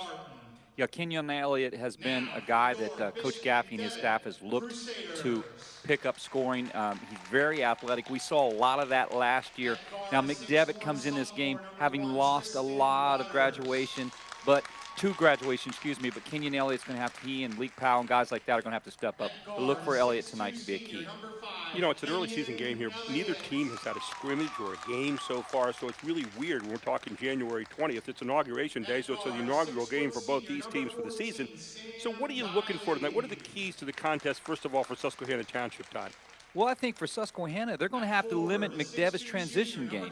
They're going to have to also recognize, in case Coach Gaffey brings any kind of different looks defensively. Coach Gaffey's the kind of guy that likes to mix things up. They're going to have to recognize that right away without practice. Gary Martin's a guy on the other side that's been through a few of these wars, too. Won a few championships over Greencastle Antrim. He was an assistant on a district championship in 2008 here at Susquehanna Township. And he's a guy that's always upbeat. He's going to be looking to really break down that pressure tonight, to recognize some of those different defensive changes. For Coach Gaffey, what's he looking for tonight? What's his keys to the game? The first thing he's probably telling his guys is we got to win the board game. We know Kevin Coleman is always great around the glass, and Susquehanna has a 6'8", 6'6" kind of guy. They're going to have to win the boards and keep Coleman off the glass. And last but not least, I think just continue to keep Susquehanna off balance. Coach Gaffey's very good about that. He never lets another team get up more than 6-0 run. You'll see him call timeouts. You'll see him change things and keep people off balance. That's the key to McDevitt tonight. We'll take a break and come right back and get ready for this. This is High School Sports Live TV on ABC 27.3. The Jack Giambalvo family of dealerships. 9 great franchises in 4 locations. Buick GMC, Hyundai, Mazda, Stadler Dodge Chrysler Jeep Ram, Genesis of York, and Giambalvo Hyundai of Hanover. The Giambalvo family dealerships. Over $30 million in new and pre-owned inventory. With a reputation for quality service after the sale. Giambalvo is proud to serve your community. Find out why. The Jack Giambalvo family of dealerships. 4 great locations. Online at Giambalvo.com.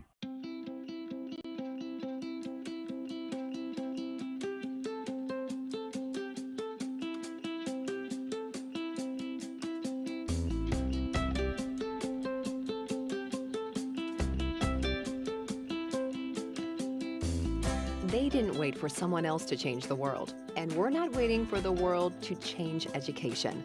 CCA, pioneers in online education since 2003. Enroll today.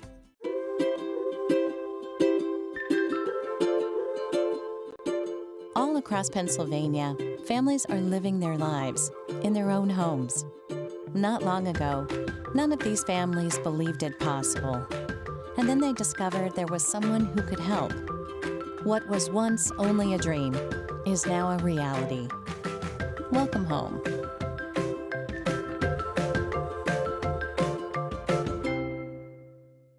Hoffman Ford wants to trade keys with you. That's right. Give us the keys to your current vehicle, and we'll get you into a brand new Ford with great offers, like up to $13,500 off MSRP on a new Ford F-150 XLT 4x4, or 1.9% financing up to 60 months, plus $9,000 off MSRP. And get top dollar for all trades, no matter what it is. Let's trade keys at Hoffman Ford. Hoffman has it. Hoffman Ford, just what you're looking for. Hoffman has it.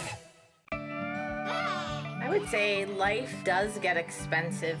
We manage it well, but just with activities, it all adds up. But Giant makes our life so much easier.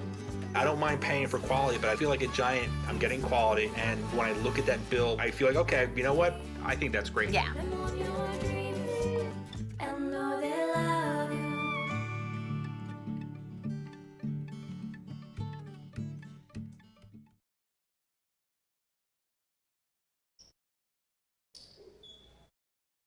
Welcome back. It's high school basketball here on High School Sports Live TV on ABC 27.3. Gary Sutton, Todd McCall with you here tonight. And we're ready to get this one underway. And you saw the keys to the game there, Todd McCall. So I'm ready for this one. I think it's going to be an outstanding game tonight. By the way, Susquehanna Township moving to the Capital Division this year, while Keystone Division Bishop McDevitt stays put. But final thought here, Todd, before we get this one tossed up. I mean, this is one of those just old rivalries. They split the difference last year. I mean, both of them were kind of like crowned kind of co-champs, so to speak. One loss in those Keystone Division. This is one of those things where no love was lost. And it's one of those just games that are just, what separates them. A couple miles between both schools. So I'm looking forward to it, too. And how about that quick opener right there with a three from Gavin Parson off the near side to start it out for Susquehanna Township. The Indians up there putting some heat on right away on Bishop McDevitt. That's what need to be done. They just that, good effort defensively. Both teams tonight, I look for them to be very aggressive on the defensive end. Good job of double teaming the post that time for Susquehanna Township, but they get the turnover. Right away, Susquehanna is also going to look to push the ball, and Coach Gaffey's allowed his McDevitt Crusaders to get up and down the floor as well. Turnover either way, and very quickly back into their forecourt come the Crusaders. Russo and Cole Brandenburg, couple. There's a guy that we're going to be watching a lot tonight, Tristan Waters. Shot goes up, no good. Very quick out here for Susquehanna Township. You said it, they're trying to push, but two straight turnovers now for the Indians. Look at that, Susquehanna's going to have to get back, Gary. I mean, McDevitt quickly gets back in transit, gets up and down the floor in transition. So Susquehanna's going to have to rotate properly. Great job by Lamar Lester getting back with that block to stop the easy layup. Ball be inbounded here by Sam Daly. Lamar Lester, a great physical kid, just strong, gets after it, very athletic. Both teams have a lot of turnovers here early so far, as you might expect. Opening game for both tonight, and it's January 20th. Man, it's just so unbelievable. That's what COVID has done. Look at Gaffey, Coach Gaffey and his Crusaders already in his zone defense. And encouraging that shot from the outside by Parson. Again, he hit that one a moment ago. That one time missed everything. It sure did. That plays in the hands of McDevitt when you're taking on 19-9, you're not going to hit him. Hard to the basket. Foul before the shot. He'll go to the floor here. So good job defensively so far for Susquehanna Township, really creating some pretty good opportunities. As the foul will be marked up against Ryan Russo. That'll be his first, team first. Susquehanna Township will inbound the ball underneath their own basket, leading 3-0 here early in the first quarter. Another good look, and this one rattles home again. So far, when you look at the game, Gavin Parsons 6, Bishop McDevitt nothing. Timeout on the floor. We'll take one as well. 6:23 to go in the first quarter. This is High School Sports Live TV on ABC 27.3. Today's Advanced Hoops tip will feature Archie Smith. Fasten your seatbelt. To become a top defensive player, you need proper lateral technique. The cone-to-cone lateral slide drill will help a player practice getting quicker. It's important to keep the feet wide while the player is in a sit-down position with the back upright. When sliding back and forth, avoid crossing the feet or bringing feet together. Big focus on short, choppier steps. The lateral cone drill is just one fundamental a player will learn in my class. And they're going to give a 2 that last time to Parsons, so he's got 5 points in the game thus far, but he's been hot off that left-hand side, Todd McCall. Yeah, he has. He got a good look and good rotation, squared up, and I thought he knocked down the 3, but it was a 2. Good man-to-man defense here by the Indians. Really trying to shut down that middle. Yeah, got to keep Elliott out of that middle. Boom. Nice knockdown from downtown by Sam Diley.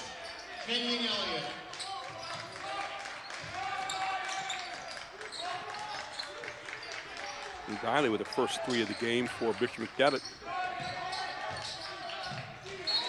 Susquehanna getting good ball movement in that zone. And that's what you're going to have to do attacking gaps. It's kind of an extended 1-2-2 or 3-2 with the top guy high, lead, aggressively on the top point of that defense. And Susquehanna's going to have to attack gaps, get ball reversals. So they'll inbound underneath their own basket. Little screen trying to get it into their forward. Yeah, they want to get as many touches to 3 Kevin Coleman at 6'8" as they can, especially 5 foot away. I know Coach Martin, that is one of the designs in this any offensive set for Susquehanna. I want to talk about a positive guy. Gary Martin might be one of the most positive guys you'd ever meet in your life. I would agree. He's also an alumni of Susquehanna Township, assistant coach at Dickinson for many years, had a nice successful career at Greencastle. And another good look near side, buried by Christian Waters. So he's got his first tray of the night. And with ball movement, McDevitt gets the shot they want here. So when you're attacking that 3-2 zone, what are you telling your players right now, Todd? Well, you want to go because it's an odd number front, so you want to split it with an even number with 2 guards, and you want to get diamond in rotation. You want to get overloads on one side. That means getting 3 guys against 2 defenders on one side. That's how you break it down. You break it down by good ball movement and attacking open gaps. One of the things you find out, too, is you attack that from the side a lot of times. You're going to get some passes to the middle and then maybe baseline, get like a 3-on-2 kind of overload. So let's see if they're able to do that. Everybody looking for 3 right now, and why not, says a guy who made a few of those in his lifetime, Kenyon Elliott with his first 3 of the night, and all 9 points via the tray for Bishop McDevitt. I say wow because it was 23 foot away. Coach Gaffey always one of the most animated guys in the mid-pin. Wouldn't you agree, Gary? Absolutely. 2-3, they're back in now. Yeah. One of the things that's so important against the zone, you're seeing it right here, ball fake, and you see what it got them here. Good job of getting the ball down where they wanted it, just with ball fake. Zones react to fakes the way they react to regular passes, don't they, Todd? They sure do. Faking a pass, making a pass, hard ball fakes over your head, that is the effective tool against this. And Kevin Coleman getting frustrated early on. Well, he picks up the foul here, and we'll take a break. It is 9-5. Bishop McDevitt leads at 4:26 to go in the first on High School Sports Live TV on ABC 27.3. The Jet Giambalvo family of dealerships. 9 great franchises in 4 locations. Buick GMC, Hyundai, Mazda, Stadler Dodge Chrysler Jeep Ram, Genesis of York, and Giambalvo Hyundai of Hanover. The Giambalvo family dealerships. Over 30 million in new and pre-owned inventory. With a reputation for quality service after the sale. Giambalvo is proud to serve your community. Find out why. The Jack Giambalvo family of dealerships. 4 great locations. Online at Giambalvo.com. And we got a few people in the stands there at Bishop McDevitt. We are not one of those, or 2 of those, Todd. We are in 2 separate locations tonight, a little different time, but we're learning how to use some new technology. much like they've been using the college games. You've been watching that, and we thank Chad Edwards and all his Invicta crew for making that happen. So with the basketball now, Bishop McDevitt here, 4:19 to go in quarter number 1, and they lead it 9-5. All their points via the outside shot to Trey. They look to go inside there. Yeah, they have to go inside a little bit. They look to take an opportunity to go to Brandenburg, and he misses an easy bucket. Susquehanna get an opportunity down 4 here, Gary. You know, it's interesting, Todd, when you start hitting those trays, all of a sudden the defense moves out to meet you, and now you open up that post player to play a little bit more one-on-one, and that's what they were looking to get right there, as you saw Mike Gaffey over on the far sideline. Does Mike Gaffey's mask match his suit tonight? I mean, he's quite a dapper dresser. I wouldn't be surprised. I wouldn't be surprised. Coach Gaffey always used to wear the suspenders. That's where I got my coaching start, down in Palmyra. There you go. From Coach Gaffey. Many years. His dad, one of the great ones, too. Won a couple state championships at Susquehanna Township. Yeah, he ended up winning one, and then went up and won at Bishop Guilfoyle, had 489 wins. And I used to kid him and say, yep, I'm about 400 away from that, Coach Gaffey. And one of the most understated guys you ever met in your life. No doubt about it. Coach Gaffey winning a Catholic League and a Catholic championship and a public school championship. So, I mean, that's quite a thing. Some really great teams, and one of the guys who's been helping out coaching here for a number of years, Brian Dean, on a couple of those state championships, one of the state championship teams. Yeah, Brian Dean played on the 1980 state championship team. The one thing I love about Brian Dean, when I was a head coach at Susquehanna Township, he was one of the alumni that just was so supportive in my efforts with the kids. I love Brian Dean. Sis Stacy Dean also played on the state championship for the women's team. They had some great teams in the 80s. Here's Kenyon Elliott. He can make some things happen in a hurry. Great attack the gap, but look at Coleman getting a hand on it there, Gary. Really looking for a lot of one-on-one moves right now, spreading it out. Not as much movement with the varsities we saw with the JV. There's a look in the corner, and this guy has it nailed down so far. Mr. Parson, with all the points so far for Susquehanna Township, he's got 8 of them. Yeah, and I tell you what, with him, he's got to have a hand in his face. Parsons, one of those guys, is sneaking up on the scouting report right away. And when you haven't seen a game, a team play, you don't know what Parson quite has. Parson has the ability to lock and load. Got to get a hand in his face. We talked about attacking that odd front from the side, and you're seeing where Parsons hitting it from the side. Off the wing, this time he drops down in the corner where there's a gap and has a wide open shot. Kenyon Elliott and everything. Maybe a little bit too much of himself, but he's 5 foot away there and he's got to put it in. Elliott with a shot, and then the follow, and then the throwaway from Susquehanna Township. So the ball will stay with the Crusaders underneath their own basket. 2:44 to go here in the first quarter. 9-8. The Crusaders lead it. Yeah, we're going to have a nice, tight game. The fact that both of these teams really haven't had an opportunity to have a scrimmage or play really is difficult. So, you know, but I think you're seeing a couple things. They're going to get in transition tonight. There you go. Good pass underneath, and they found the big man for his first touch tonight, Kevin Coleman.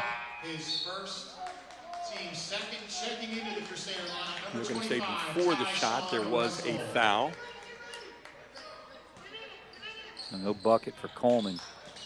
See if they try to get patient here.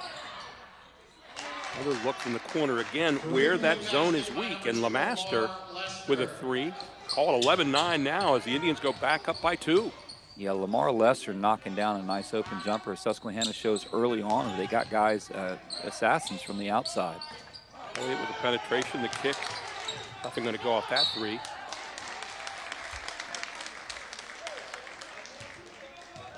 Yanked down by Russell. We saw Tyshawn Russell, the sophomore, 6'1", coming into JV game, getting some opportunity. I thought Coach Gaffey might use some of these guys, give them a little time JV, get them back into the varsity game. Here's a kid I thought was extremely athletic in what we saw in him early on in that JV game. Porter Bellamy with the foul there, and so the ball stays with Bishop McDevitt, coming up on 2 minutes to go here in the first quarter. This is a good possession for McDevitt. They really want to get one here. Coach Gaffey's going to ask this team to be patient. There's Elliott, rattles out for him. Rebound pulled down by Kean Ward. Again, look, that corner is wide open all night long. But a timeout called on the floor, or is it? We have turnover. I think we have turnover on Michael Marlowe at the top of the key. Kind of his hand went over the ball, kind of turned it over, and they're going to give that to McDevitt. Each team's with 5 turnovers so far in this game. I want to thank Jim Gallagher tonight, our statistician, who's also at a remote location this evening. So we're spread out all over the countryside. He's down in the Middletown area calling this, doing this thing for us, and we're happy to have Jim tonight. And there's a running one-hander from Tristan Waters. Will not go. And Gary, when we think about having this game, when this was a Keystone matchup, many times these two teams were playing for, division rights at the top of the division. And I mean, I can think about so many Friday night games at McDevitt that we had, McDevitt and Susquehanna, jam-packed who's who in the crowd. My prayer is this, that we get back to that. We get back to that together, Gary. A lot of consequential games, and here's 2 free throws to tie it back up off the hands of Noah Geyer. 1:32 to go here in the first half. Good one here at Bishop McDevitt. There again, attacking the seam very nicely and slithering on through that time is Lamar Lester, who's had a very good first quarter. He's got 5 points. Yeah, Lester has just got a nice stroke. He does a lot of things. He's physical. He gets after the ball. He comes up with a steal. And Tristan Waters trying to penetrate and find the open man, throws it away, but then it's given back in transition by Lester. The ball will stay. He must have stepped on the sideline there, I think, Todd. Yeah, that's exactly what happened. And, just the effort, though, out of Lamar Lester is what you like for Susquehanna right now.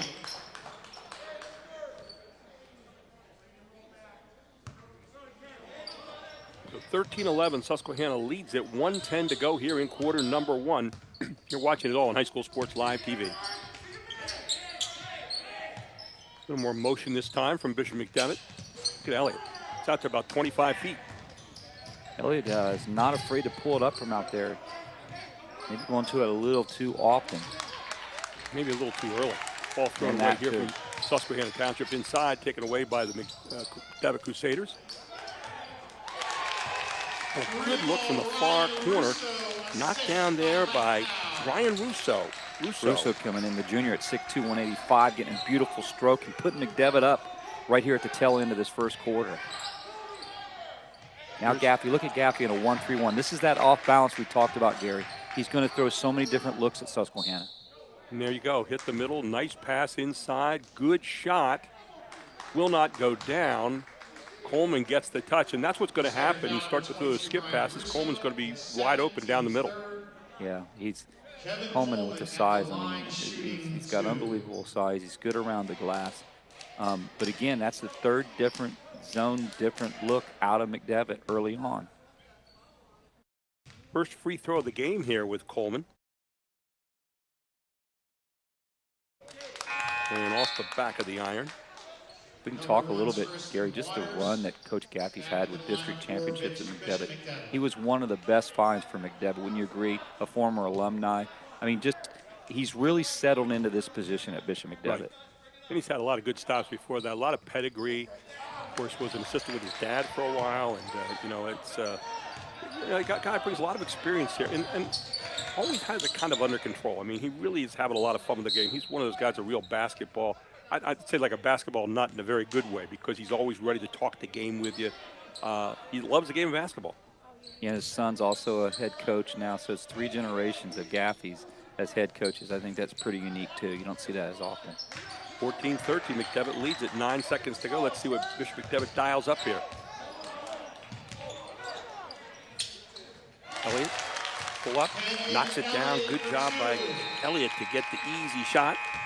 At the end of the first quarter. And that is going to end the first quarter here as Bishop McDevitt leads it 16-13. This is High School Sports Live TV on ABC 27.3. Groff Tractor is your full-line equipment dealer representing Case Construction and many other leading brands, serving the total sales, rentals, parts, and service needs of its customers. Groff Tractor, featuring Case Construction, paves the way for your project from start to finish. With 6 locations, Groff Tractor is always nearby your equipment needs. Groff Tractor also offers scheduled maintenance along with 24/7 emergency service. Groff Tractor is your #1 source for everything under construction. At OSS Health, we offer orthopedic care you can trust. Award-winning for quality and safety, OSS Health will get you back to reaching. Swinging, rocking, and trailblazing. Keep following your passions. We'll help. Erie Insurance says here's to the grown-ups who move, mortgage, mow, and still bust a move. But does your home insurance still fit? Erie helps you protect the home you've grown into, all at fair prices that are often less than the other guys. So how do you find the right coverage? Magic. Nope. Local independent agents who get to know you like this. Your local Erie agent is Capital Region Insurance Agency, 717-731-1142. Erie Insurance. And welcome back. It's quarter number 2 here on High School Sports Live TV. It's ABC 27.3. Todd McCall with you, Gary Sutton. And 16-13, Bishop McDevitt the first quarter, up by 3. Todd, what'd you have? I think the fact that they showed a lot of different looks McDevitt did defensively kept Susquehanna off balance a little bit towards the tail end of that first quarter. But Susquehanna did some nice things, knocking down some long J's. Well, what we saw first quarter, pretty much a 3-2 from Bishop McDevitt, then a 1-3-1, showing those different looks you predicted before the game started tonight. And again, that's going to make Susquehanna Township kind of look things over a little bit longer, take a little bit more time in trying to dissect those zones. Exactly. And when you don't have practice at it, you may not even have all those offenses all those zone offenses in those different sets. But I give both teams credit, defensively for McDevitt, and I give credit for Susquehanna attacking it differently. Again, another 3 look, this time going to be yanked down by Michael Marble for Susquehanna Township. They're down by 3 here, starting quarter number 2. And again, taken away there, you had no purpose to where you were going with the basketball, but taken right back here by the Indians. Lamar Lester gets it back, pushes it up court. Boy, give Lester 2 in your heart. You'll give Marble 2 in the book, but I'll tell you what, Lester with a great pass there. Marble with his first 2 points of the night. That was exactly what we like to see. You know, you got to have a floor general, and Lamar Lester is that floor general that Susquehanna needs, pushing the ball very well, getting the ball in the right hands, giving it up unselfishly. We talk so often about one-on-one, you score, one-on-two, you pass. You want to draw that guy to you and then dish it off, and that's exactly what you do. You make him commit, and you dish it off with the easy twos. That's right. That's exactly right. That's a key fundamental in the game of basketball. Trying to get it in the hands of Elliott. He makes things happen. That good pull-up Shea, and man, he is making it count right now as another one. He ended the quarter with that. Just pulled it up there again. He's got 7 points in the game. It's a 7 points that he makes look pretty easy. I think his best game is 10, 12 foot away, don't you, Gary, just with that soft jumper. He's got some bounce off that dribble, doesn't he? He sure does. Inside it goes to Coleman. He misses. Ball batted around. Lester's got it back. Lester underneath again. This time taken away by McDevitt. You know, Ward just kind of couldn't handle it. And there's Elliott maybe trying to do too much with 3 guys back there against him. He was trying to pass to the corner. And you can see Mike Gaffey's coat went off and back on. Yeah, Coach Gaffey got upset because, as didn't you know, you hear Gary, Todd McCall a moment ago? He said 1-on-2 you pass, not 1-on-3 you pass. Come on. And Elliott left his feet too. Once you leave your feet, it's dangerous. You left your feet, and you're out of control a bit. Back to the 2-3 is the Crusaders on defense, Gary. Now, what are they giving him right now off the 2-3? Take a look. You got that corner shot again, and that's where Person was hitting it to start the game, but he misses this time. Yeah, went to the well a little too often. They need a 3-guard front to attack the even number now. You need an odd guard front, so you definitely need someone to point at the top of the key to attack the gap of the 2-3. And the man on the other end by the Indians. There's Elliott looking to pull up. Corner it goes, baseline attack here, and then back out. You get a wide open 3. Good penetration. They got a pretty good shot that time from Russo. Exactly. We're thinking the same thing, Gary. That just great ball movement, very patient offensively, just couldn't knock it down. Well, it looked like Coleman might get called there for the push, but not so, just lost the ball. Both teams with a lot of turnovers here in this game, as you would probably expect. And underneath it goes. Yeah, good job getting there by Diley. He's got 5 points in the game. And that's what we said too, Gary. You know, in the beginning of the game, both teams need to limit turnovers. I mean, That's a big key in any game. Look at this already back to the 2-3. You need that odd guard front, and to keep it not too technical. You're attacking, you want an advantage. You want more men to attack less men in a zone defense. 3-pointers so far tonight, 3 out of 6 in the first quarter for Township, 3 out of 8 for Bishop McDevitt. So both teams firing up that 3 pretty regularly. Tip back here, very nicely done by Kean Ward, and Kean Ward with his first deuce of the game. Yeah, and that tip came from Coleman's hands. He saw Ward underneath and popped it to him quick and got an easy bucket. He cut it to 3 for Susquehanna. Don't forget, we'll have our Jack Giambalvo halftime report coming up in just a little bit. There's another tip shot. Good contesting on the defense by the Indians. It's a good call here. Susquehanna trying to look for a push. There's one where you might have given it up inside to the big guy, Coleman. He was wide open. He was, and there's going to be a foul. Looks like Carson's going to grab, or was that Lamar Lester, whoever it was on that defense. Gavin Parson out there, but they're going to say no. Lester got him first, and so Lester with his first foul. Team 6 now against Susquehanna Township. Ian Ward checking out the game. There's Gary Martin, always teaching. He's one of those guys, if you're wearing a mask, you still know he's smiling. Oh, no doubt. Gary's just a super human being. We'll take a break.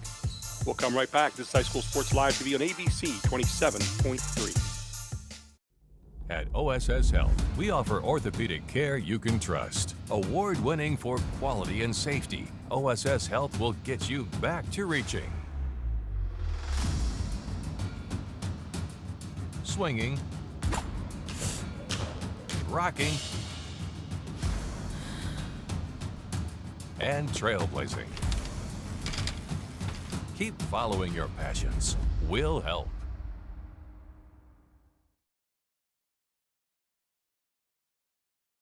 And as you'd expect here in the opening game, turnovers playing a big role, Todd. Susquehanna Township with 11 so far, McDevitt with 8. Not surprised at all by those numbers being a little bit higher here tonight. Yeah, when you're looking at 19 combined turnovers for both teams. I mean, hey, here's the thing. Both teams, despite those turnovers, a 20-17 tough game where every possession counts. And Gary, you said many times, just got to honor these possessions when you get them. Yeah, absolutely. And again, that comes with practice. And again, when you haven't had a scrimmage, you haven't had a game yet, this is it. It's tough to replicate that against the same guys. You know all their tendencies every day in practice. So this is real time here tonight, and it's fun watching both these teams kind of adapt to a new situation that COVID has presented for us.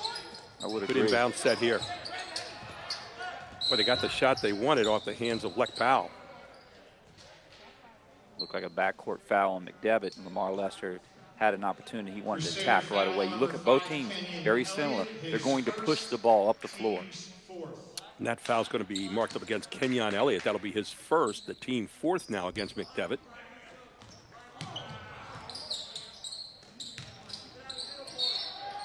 Big guy down the lane, Coleman, and he's going to get whacked on the arm on the way by. You know, the difference right there on that play right there for Kevin Coleman. He takes one more dribble and extends. That's an and one. Kind of pulled up just a little bit premature, but one more dribble, hard to that basket, go hard to that basket, or physically two-hand dunk that thing. That would be an and one for Susquehanna. And a tough trip into this half of the court this time for Elliott. That's his second right away, so 2 in a row. And here is Coleman, and off the front of the iron again for the big guy. Coleman just finding a struggle, not putting anything on the bucket, you know, looking for something. Sometimes getting 1 or 2 easy from the foul line gets a player back in his groove. And finally knocks this one down, so his first points in the book tonight for Coleman. Make that 2 McDevitt wanting a good position here, exactly. McDevitt wanting to get a good one here. A lot of penetrate and kick here for McDevitt. They don't really do as much motion as they do penetrate and kick. Yes, penetrate and kick, keep the floor spread. You notice that? They're keeping the floor spread and letting their guards go down to work. And there's a turnover. Kenyon Elliott trying to do a little too much with the basketball there and gets caught. So another turnover for him. Coleman, by the way, 1 out of 4 from the free throw line so far as Susquehanna Township back with the basketball. They're down by 2, trying to tie it up or take the lead. It's a good look in the middle. Coleman just not able to hook up. He's getting some good looks. Yeah, he is. He can't quite find the touch. I still believe he has another dribble there yet before he takes that pull up. You want to see a stronger finish, I think, is what you're talking about here. Exactly. Into the court, you can have a jump ball called here, and the possession stays with Susquehanna Township. Yeah, that was just, again, an opportunity for Susquehanna to push the ball. Both teams looking to really get into the transition game, and equally important to both teams because both teams are capable of doing it, pushing the ball. Tyshawn Russell into the game now for Bishop McDevitt. We saw him a little bit in the JV game.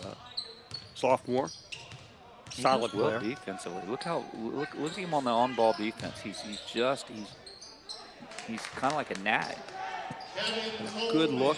Finally, you get Coleman, and Coleman with his first bucket of the game to go along with a couple of free throws. He's got 4 points and 20 back to where we started with under 3 minutes to go. Yeah, we got a good one here. 20-20, I mean, on that Coleman layup. I knew he's going to find it eventually.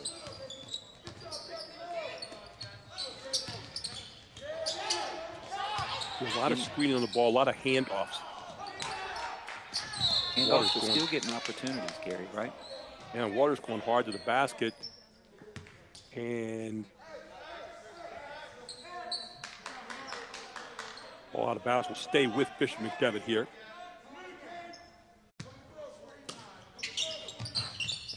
Waters will trigger the inbounds and come back and get the handoff, or will he? No. Kenyon Elliott says, I'll take it, thank you very much. And Elliott goes up and draws the foul. It should be maybe against Coleman.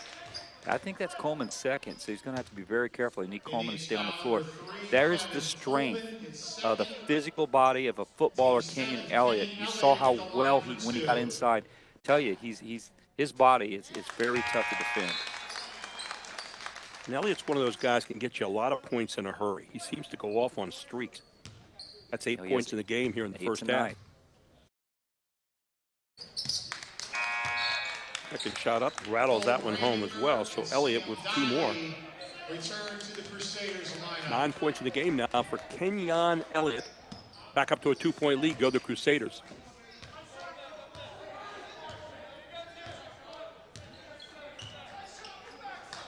Patience of walking the ball up the floor and now tack the gaps. You don't want to be 20 foot away. When you tack the gap, you got to go somewhere with the dribble in the gap. Right there, that plays, when you're that far out, you're playing in the hands of Bishop McDevitt. You've got to take the dribble somewhere into the gaps or you're in ball movement. There again, you finally get it in. They're doing a good job now getting touches for Coleman in the lane. Coleman is their first option. They've got to hit him in the middle. When they do, they get good things. He's just frustrated right now because they're really getting in around him and forcing him to dribble it and get some turnovers. You see Gary Martin, he's a little concerned right now about that. Khalil Coleman, Kevin Coleman's younger brother, is a junior at 6'3". He comes in the game, so you have 2 Colemans, Coleman and Coleman, on the floor. Here's Bishop McDevitt again, the screen on the ball. You'll see that a lot, and then the penetration. Constant penetration, looking to try to get to the basket, looking to try to get to a point you can pass it out for a 3 or a baseline drive. Yeah, Leek Powell comes into the game for McDevitt, number 4. He's going to go play football at Shepherd University. We used to call Shepherd games many years ago, football-wise, with Invicta. Leek Powell's going to a nice school there in West Virginia. So let's see what he has when he comes to the floor. Up down to the beautiful valley there in Shepherdstown, West Virginia. Oh, beautiful area. You said it so well, Gary. It's one of the areas I love. The Antietam Battlefield, not so far away. Sharpsburg, they called it. Beautiful country. So the foul is going to be called against Bishop McDevitt. And the foul will be marked up on Leek Powell. That'll be his second, just as we were talking about. We wanted to get mentioned, so he gets it in a bad way by 2 fouls. That's team 6 foul against Bishop McDevitt. And the ball will go off Susquehanna Township with the inbounds, and McDevitt gets it back. So McDevitt with 141 and up 2. You know Coach Gaffey will be calling to make sure they get a good one here, especially with a 2-point lead. I mean, every possession in this game, since neither team had a game under their belt yet, is dire important. Well, and that's why the turnovers are going to be big. You have Susquehanna with 12 turnovers so far, McDevitt with 10. So 22 giveaways the way you look at it in the first half. Good look, good offensive rebound, not going to go. Finally grabbed away by Coleman, and quick outlet for Susquehanna Township, and they're running. Up and in nicely. Good job of getting the basketball down the floor, and Khalil Coleman, the brother of Kevin Coleman, gets his first deuce of the night. Yeah, Khalil, I was wondering when he's going to get on the floor, and they're already going to produce a deuce when he gets on the floor. Boy, look at the defense here. Just hustle everywhere you look right now by both these clubs. You can't tell that this is not one of those old Keystone matchups, can you? You know, no love lost, cross neighbors playing, both teams playing hard. Credit to both coaching staffs. It's a Capital Division, Keystone Division. It doesn't matter, man. We are teeing it up here tonight, and that is the third foul against Leek Powell. The Falcons in a game, and physically we'll have to go to the bench, and that's going to look like it's going to bring Cole Brandenburg back on the floor. Cole's 6'7", 245. I mean, this size, good size here for McDevitt. And Powell saying to himself, hey, in football you're allowed to hit like this a little bit, aren't you? Why don't you get called so easily in basketball? Yeah. That shot's going to miss, but rebounded by Susquehanna Township. So under a minute to play here. We've got the Jack Giambalvo halftime report coming your way. We'll have our halftime highlights and stats. And you get it, and a good, solid look from the far side. This time by Michael Marable with his first 3 of the game. If that was not a great shot at a great time for Susquehanna Township. Ball rotation, I thought it was a little early. I thought they might play for the last shot. Knocks it down, Gary. First time seeing one of those tonight. Here's your drive to the middle. Going to get a foul. Looks like it might be on Gavin Parsons. And for Parson, that'll be his second foul of the evening. It'll be the team 8th at the line for a one-on-one of Sam Diley, who's got 5 points tonight so far. First time to the free throw line this evening. And Diley up and in. And Diley's one of those quiet players that do a little everything. He's like having a coach on the floor. Quietly asserting himself in this game. Here's Diley. Give her the second shot. This one off the back of the iron. Going to go out of bounds and belong to Susquehanna Township. Oh, check that. It's going to stay with Bishop McDevitt now, they say. So 25-23, McDevitt with a chance to tie it up or take the lead here into the locker room. We always say this is the run you want to start.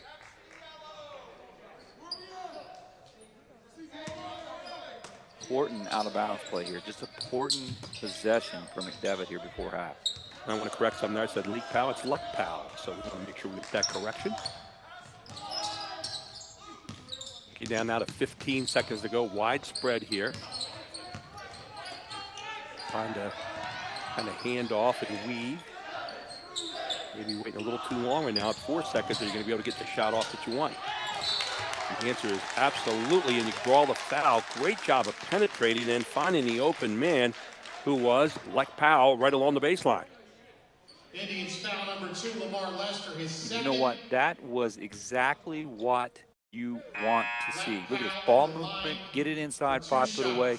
Lamar Lester has a little bit of cause for the, you know, the kind of the argument, but again, it's a foul, puts him to the line.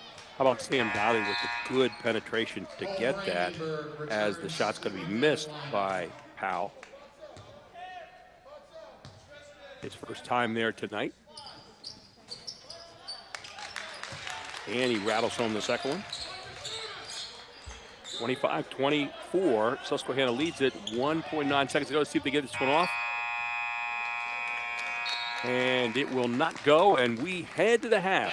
25-24, Susquehanna Township leads it all here as we head to the Jack Giambalvo halftime report right after this. This is High School Sports Live TV on ABC 27.3.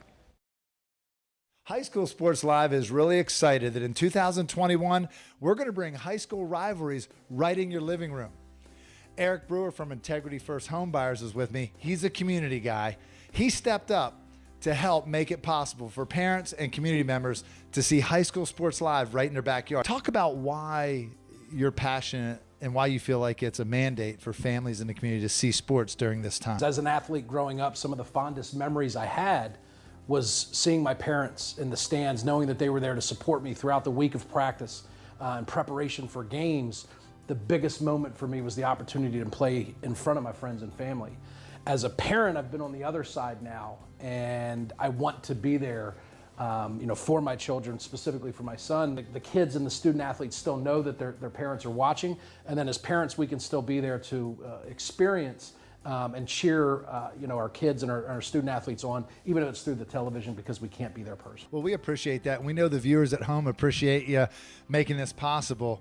Integrity First Home Buyers is not just an overnight operation. You've been around for 15 years. Talk about we can buy your house, the cash, all the features. Talk about those. Thanks for asking, Charlie. I guess the biggest thing would be when we buy houses, we buy them all cash, as is. We allow people the freedom and flexibility to choose their settlement date, and then there's no fees or commissions. So we've been around for 15 plus years. We are a member, and we do have an A+ rating with the Better Business Bureau. Can you define quick settlement a little bit more? Because some people might need the flexibility of having a settlement happen a little later as compared to right away. Define that a little bit.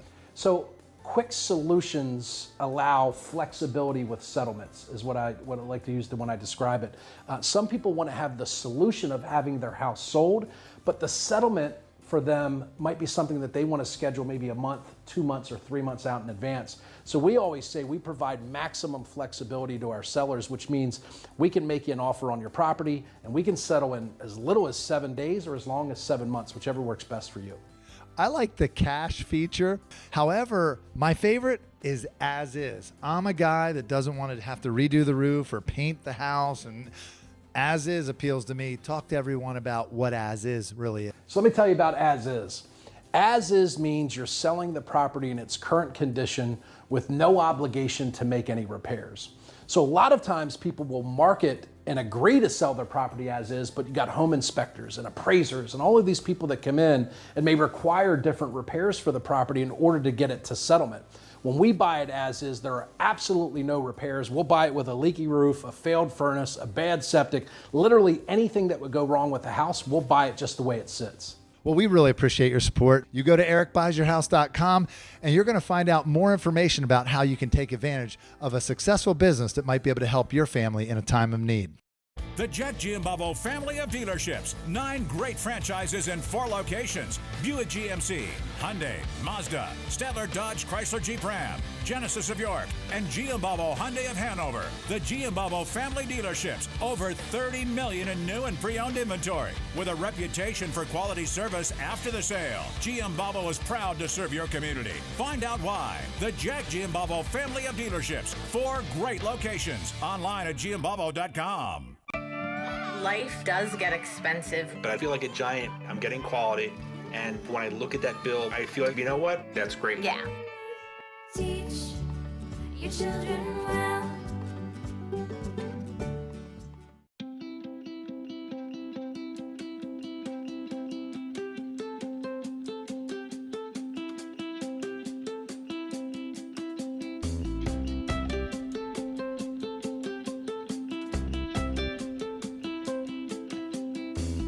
They didn't wait for someone else to change the world, and we're not waiting for the world to change education. CCA, pioneers in online education since 2003. Enroll today. Produce is a staple here in our household.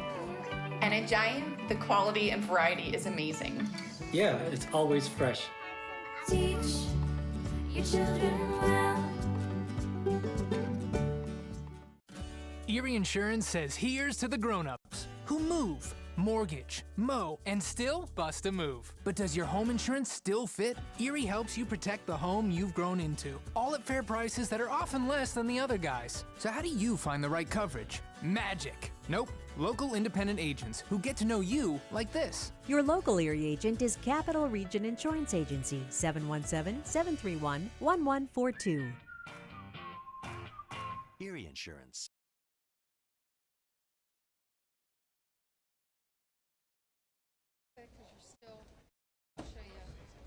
Welcome back to our Jack Giambalvo halftime report. Gary Sutton with you, Todd McCall also. Todd, let's go back to the first half here and talk a little bit about what you saw. Well, right from the get-go, I mean, you would have fooled me when you absolutely saw 2 teams that had never played a game before yet in this season, lacking the practice, being able to move the ball up and down the floor, get in transition. Bishop McDevitt did a great job defensively, while Susquehanna Township I thought once they settled down and recognized the differences you see in the zones, then they were able to do the small things, I felt, to have the lead. And they hold a one-point lead here against a good McDevitt team. Turnovers were a big part of the first half here, Todd, as we get ready to get back in the gym here. And 22 turnovers by my count unofficially. I know Jim Gallagher, our statistician, probably has the final number there. But 22 turnovers, not unexpected here when both these teams have not really seen another team so far. And that's right. And I think, when you come in this, those turnovers were a little bit high, but to be expected. But at 25-24, both teams had to do things in their half court. They had to walk it up a few times. They did get in transition, and I thought both teams had 4 and 5 guys run the floor well. I like the play out of, I like some of the early shots that Parson hit for Susquehanna Township in the first half. And then I thought there was a host of guys McDevitt contributing, and I thought that made a difference for them. But what a good game we have here, being two teams not playing yet this season. Let's take a look at our Advanced Hoops highlights here, and Todd, take us through some of those, as we had a number of good ones here in the first half. Our Advanced Hoops highlights tonight, and here we go. And you take a look right here, you've got the opening look, and it's going to come off the hands of Gavin Parson. He was hot coming out of the gate. He had a couple threes and a deuce. There he is again, standing on the line. This time buries another one. He opened up with 5 straight points for Susquehanna Township, but back came this Bishop McDevitt team, making some points of their own off the hands of Sam Diley. And then Elliott kicks to the corner, and you have Tristan Waters with a nice look from downtown for his first try of the game. Elliott with another one from the top of the key. He had one in the first half. Just 3 of his 8 points. And then you see Parson again, this time getting it from the deep corner against that 3-2 zone. Another skip pass. Tristan makes that Lamar Lester, from the corner for a 3-3. It's a big number here in the first half. And again, attacking. There's Lester slithering through and getting that easy layup in there. Lester with here in the first half. And then finally, deep corner one more time, and this time coming off the hands of Ryan Russo, solid-looking sophomore for this outstanding Bishop McDevitt club. And then there's Elliott again. Kenyon Elliott, we know he can get that done. He's great off the bounce. Coming down the other end, dishing inside, they finally found not the big guy that time, but his brother, Mr. Coleman, Khalil Coleman on the other end. And then it's Elliott one more time off that beautiful dribble right at the foul line, pulling up for the J. Underneath it goes. Strong move. Up and in, and that guy, Sam Diley, ended up with 6 points in the first half. And then underneath it goes. And finally, Kean Ward on the glass. He had 2 points in the first half for the Indians. And the big guy, Coleman, trying to get on track. Only 1 field goal to go with a free throw, 2 free throws. He had 4 points in the first half. And then his brother comes running down the lane for yet 2 more.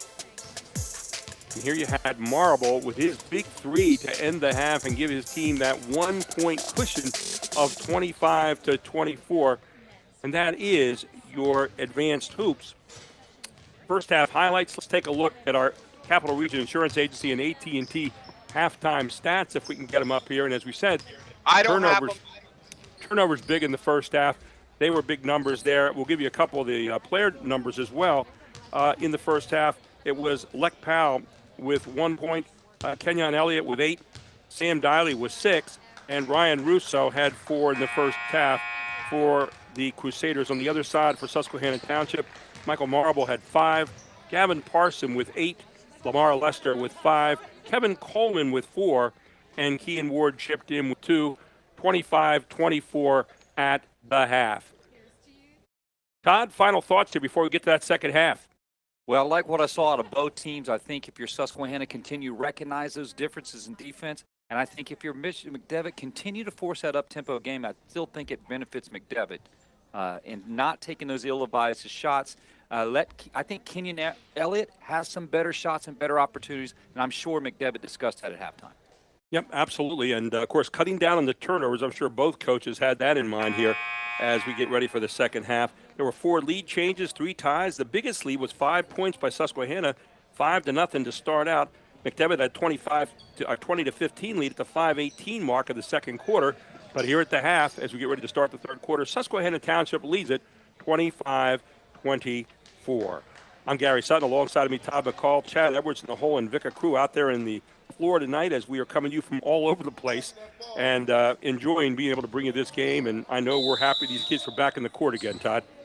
Yeah, no doubt about it. We're bringing basketball. We're letting the kids get out here and play a bit. This is what you come to school for. This helps go hand in hand with your education. Sports and your education make you a better person. Here's Susquehanna Township getting to start the second half, and Coleman gets taken down. Looked like it might have been a foul, but nobody called it. One of those, it might have been a foul last night, maybe tomorrow, but not tonight. There's Elliott off his favorite move, and this time misses off the front of the iron. Good hustle by Bishop McDevitt. Elliott loves that little soft pull-up. That's one of his best parts of his game, getting 10, 12 foot away, just like this. And a good job of converging on him that time as Coleman knocked it away at the end, and Susquehanna Township denies the move by Elliott. That's what Coleman does well defensively. He makes you adjust your shot. Like this game that Lester has. Lester hard to the basket again, and Lester now with 7 points on the night. Yeah, he does a little things. Look at him. Somebody's got to stop him getting to the basket. Help side was a little slow getting there. You get a tough look from the corner. Here comes Lester again. Pulls it out. And then a good reversal basketball. Get it underneath and get that easy bucket home for number 4, Keegan Ward. He's got 4. And just like that, Coach Gaffey's going to take a timeout. Anytime it's a 5-6-0 run, he'll use his timeout.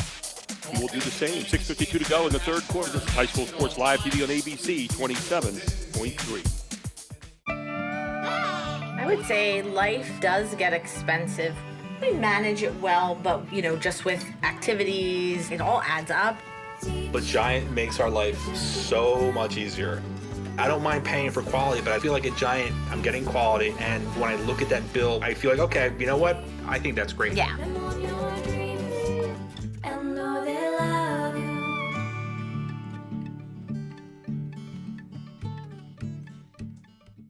Camera 3's on. Go, guys. 29-24 as Susquehanna Township comes jumping out with 4 straight points in that second half. And, I like that last possession, Todd. Good reversal to basketball to get an easy layup underneath for the Indians. Yeah, you know what? As long as they keep that game plan is a working game plan. And Coach Gaffey knew once that you didn't want Susquehanna to get up on you, and at 5-point run, call a timeout, he said. So, I like this, Coach Gaffey. It was one of the things I learned, one of the principles I learned from him, Gary, was really don't let a team get big runs on you. And no such thing as a long run. There's that handoff offense they run, too, and then the penetration. And so far, Susquehanna Township's done a nice job of denying that penetration dead from the top into the middle. You can see what happens. I'm sorry, Gary. They've seen this before, right? They played each other in the Keystone Division, and they know this handoff thing. This handoff thing has a very college feel to it. You see college offenses with shot clocks working handoffs and working, individual drive, dribble, drive, dish kind of offense. Here you usually screen in. You see a guy pop to the corner. Not this time. 2 shots up, 3 shots up, not going to go. And finally, Coleman brings it down for Susquehanna Township. You know what? McDevitt's got a little bit of a cold look here in the second half. The rim's it's like it got a little bit of a lid on it. They're going to have to break this. And how do you break it? With a defensive effort, getting the defensive stop. You see one of the wise things I think Susquehanna Township was doing that, and Gary Martin has his kids looking over the defense. They're not rushing into it because the change of defense is, time and time again. They're in a 1-3-1 defense right now. Susquehanna's got to look to keep getting ball movement, reversals, skip passes. Good rebound out there by Brandenburg into the game. Waters has it. 2 different ways tonight. Mixing defenses for Bishop McDevitt, man-to-man defense on the other side for Susquehanna Township for the most part, but it's a tight man-to-man. Yeah, and I like what Susquehanna has done defensively in that man-to-man, but I also I tip my hat to showing different defenses, and I like the fundamental zones that they are showing. They look like they're 10 games in, McDevitt does, with the zone. Tristan Waters with his foul. It's his 3rd foul of the night. First team foul of the second half. Indians foul. Ball's going to be awarded to Bishop McDevitt underneath their basket. Team second. Maybe a timeout. Another timeout. 5:41 to go in the third quarter. It is 29-24. Susquehanna Township leads it on High School Sports Live TV. Today's Advanced Hoops tip will feature Archie Smith. Fasten your seatbelt. To become a top defensive player, you need proper lateral technique. The cone-to-cone lateral slide drill will help a player practice getting quicker. It's important to keep the feet wide while the player is in a sit-down position with the back upright. When sliding back and forth, avoid crossing the feet or bringing feet together. Big focus on short, choppier steps. The lateral cone drill is just one fundamental a player will learn in my class. And still 29-24. It's been that way since the last time out, Todd McCall, and both teams trying to get on track here a little bit in the second half. Exactly. Just the rims seem a little tight here in the second half. They got a lid on them. Somebody's got to open it up. If you're McDevitt, you want a great possession here. See what they come up with in that timeout. Tell you what, the on-ball defense by Susquehanna Township has been suffocating. It's been incredible, and I give them a lot of credit with, I mean, at times stifling the offense of McDevitt. Ian Ward with the defense there. Got called for the foul, though. That'll be his first. Team third now against the Indians. At the line is Waters. First time there tonight. And it's off the back of the iron. You see, going up and good block. Probably got him with the body down below, but he followed through too on that as Waters makes the second of two. He's got 4 points tonight. 4-point lead now for the Indians. They walk it up.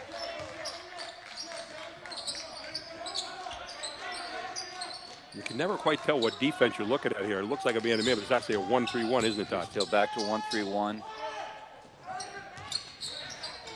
Good way of slithering through that time for Leicester. Wasn't able to finalize. Cherry picking on the other end will get you 2 points every single time. As getting in there for those two was Ryan Russo. He's got 6. Susquehanna comes right back, too, on top of that. That's the thing. This game is such a transitional game. And McDevitt and Susquehanna both running the same style. Push the ball first.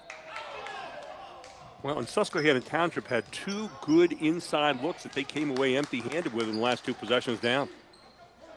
And then when you come back and you get in a hurry a little bit, I love the transition game, but then a walk call, giving the ball back to Susquehanna.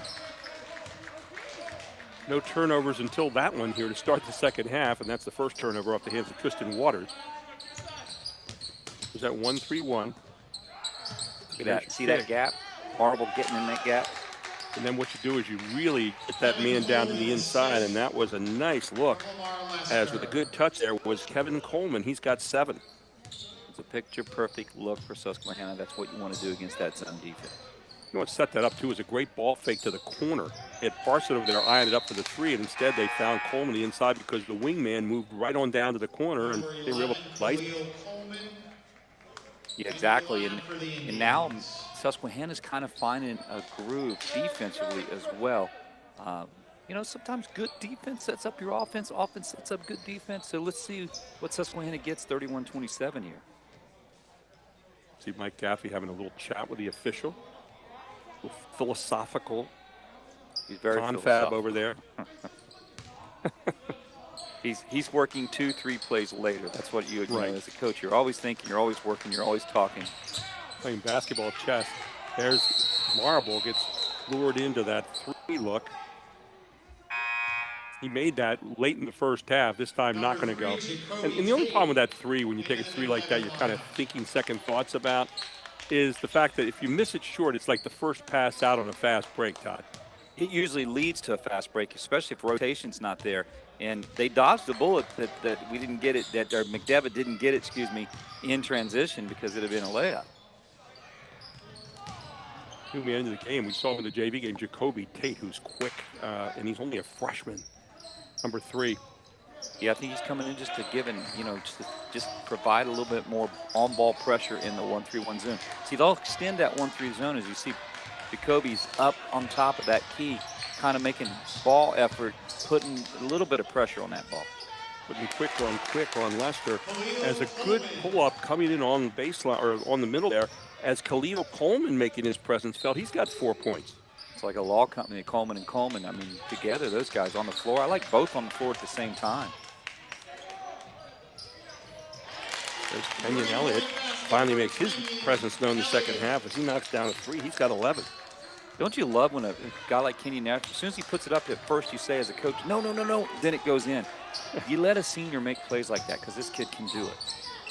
You know, when you watch Elliott, he loves to come off the bounce. He loves to come off the dribble. He's not as good shooting off the pass, I think, but he comes off that dribble so well.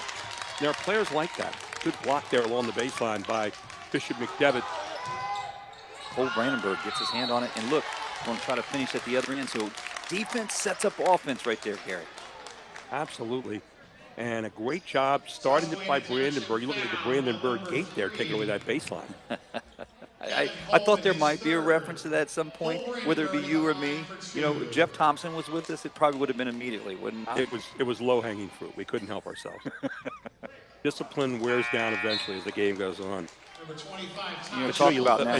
As you said, you start the play and you end the play. And, man, that talks about if your big men can outrun my big men or my big men can outrun your big men, you're going to win a lot of basketball games. Look at this. He starts the play. He comes up and he ends the play. Even though he didn't finish, he gets fouled on the play, and that's what you really like. They'll get back 1 out of 2 here. Got that back end of it. That was important for McDevitt in that position, down 2 now. 2:28 to go here in the third quarter. Susquehanna Township again trying to look over that defense, and Brandenburg really has made his presence known in there in this short stint. Yeah, it's important with him because he does get on that glass and he finishes that glass. He's physical and he's a wide body. He takes up space defensively. Elliott in, out. They find Brandenburg. He's not going to get it. Rebound yanked down by Michael Marble. And there's going to be a foul. That'll be against Jacoby Tate. That'll be his first. And the team first in the second half for Bishop McDevitt. I think, you know, when you bring Jacoby Tate on the floor as a freshman and get a little productivity out of him, get some good physical effort, that was a good call on Coach Gaffey, just getting the freshman on the floor, get a little change of pace defensively, and I think it did help McDevitt. A lot of guys auditioning for jobs right now. Again, you're playing against somebody you haven't seen for a while, and so guys are looking, where do I fit into this whole rotation? What a pass by Coleman underneath. Great job of finding the open man, and that was Marble for 2, but give Coleman 2 in your heart. Marble with 7 points. Yeah, Marble comes up, gets the bucket, helped with Coleman. McDevitt had given a different switch there. They went to the 2-3. They attacked the gap, got the ball to Coleman. Coleman dishes it 5 foot away. So there's a different look there with McDevitt again. They come back out of that 1-3-1, go into the 2-3, and Susquehanna recognizes an attack. And a big foul there as the 8th point rung up by Marble now, and that's the 4th foul against Fleck Powell. So that's a big one on Bishop McDevitt. We got a timeout on the floor. 1:44 to go in the third quarter. Susquehanna has stressed it to a 5-point lead here on High School Sports Live TV. It's ABC 27.3. The Jet Giambalvo family of dealerships. 9 great franchises in 4 locations. Buick GMC, Hyundai, Mazda, Stadler Dodge Chrysler Jeep Ram, Genesis of York, and Giambalvo Hyundai of Hanover. The Giambalvo family dealerships. Over 30 million in new and pre-owned inventory. With a reputation for quality service after the sale. Giambalvo is proud to serve your community. Find out why. The Jack Giambalvo family of dealerships. 4 great locations. Online at Giambalvo.com. 36-31, Susquehanna Township leads it here on High School Sports Live TV. And tell you what, Todd, we've got a barn burner here coming down the stretch, but Susquehanna with their man-to-man defense and getting some people involved here like Coleman in the second half has really been a much different team. They have. They've attacked the zone well. They've recognized the principle of what they see. I think that's a great adjustment that Gary Martin and his staff made. Close game, though, man. This is one of those games where you still feel that intensity of the old rivalry. You know, the other part, too, is getting those post touches against the zone. So the more you get the post touches, the more it sucks any kind of defense in, and then you open up lanes and cuts and all kinds of other things, and 3. That's exactly what happens. There's a little extra jump from Kenyon Elliott. See what I mean? There he comes off the pass that time, but then underneath it goes. And the putback done nicely there by, looks like, number 25, Tyshawn Russell into the game, his first deuce of the night. That was set up by Brandenburg. 1-3-1 out of the back for McDevitt. Again, you want to practice more with a spread 2-1-2, don't you? Something on the baseline. Exactly. You want an odd number front against or even number front against the odd number front. How about a nice little high-low and get Coleman to finish? That'll always work too. Coleman 6'8", finishing off yet another one. Coleman quietly starting to assert himself, either whether he's dumping the ball to other people now or getting himself into a little bit of a scoring groove and giving Susquehanna a 5-point lead. 9 points for Coleman.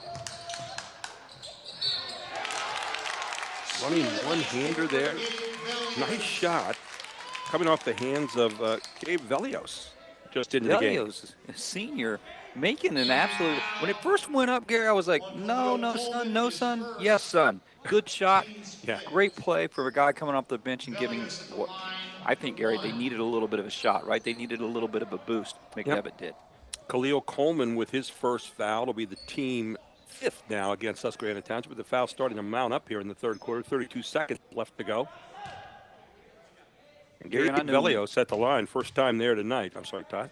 No, that's my fault. I know coming in this game, this is kind of what we expected, this game being a tight game all the way. Look at it, 2-point game now. Setting it up for the fourth quarter. We had a 1-point lead at the half. We had a tie at the end of 1. And now 38-36 here, 23 seconds to go here in the third quarter. Low scoring affair, you're used to a little bit more out of the two teams, but considering they haven't played a game before in that zone defense, taking some time off the clock. That's why we have a low scoring affair under 50 right now. I got Mikey G in there with his hands all over Coleman right now, and so you're going to watch if the ref maybe calls it. Watch see his hands right around getting Coleman every time. Look at Coleman with the rebound. Up strong, Coleman with the offensive opportunity and the stick back there. That's what he does well here. And he's right at the buzzer. Yep, Coleman right at the buzzer, and we head to the fourth quarter, 40-36. The Susquehanna Township Indians lead it. This is High School Sports Live TV on ABC 27.3. Produce is a staple here in our house. Across the board, everybody loves it. They enjoy cucumbers, bell peppers, Strawberries and blueberries. And at Giant, the quality and variety is amazing.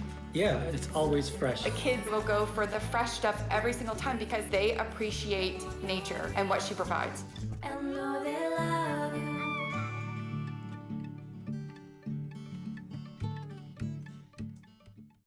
At OSS Health, we offer orthopedic care you can trust. Award-winning for quality and safety, OSS Health will get you back to reaching.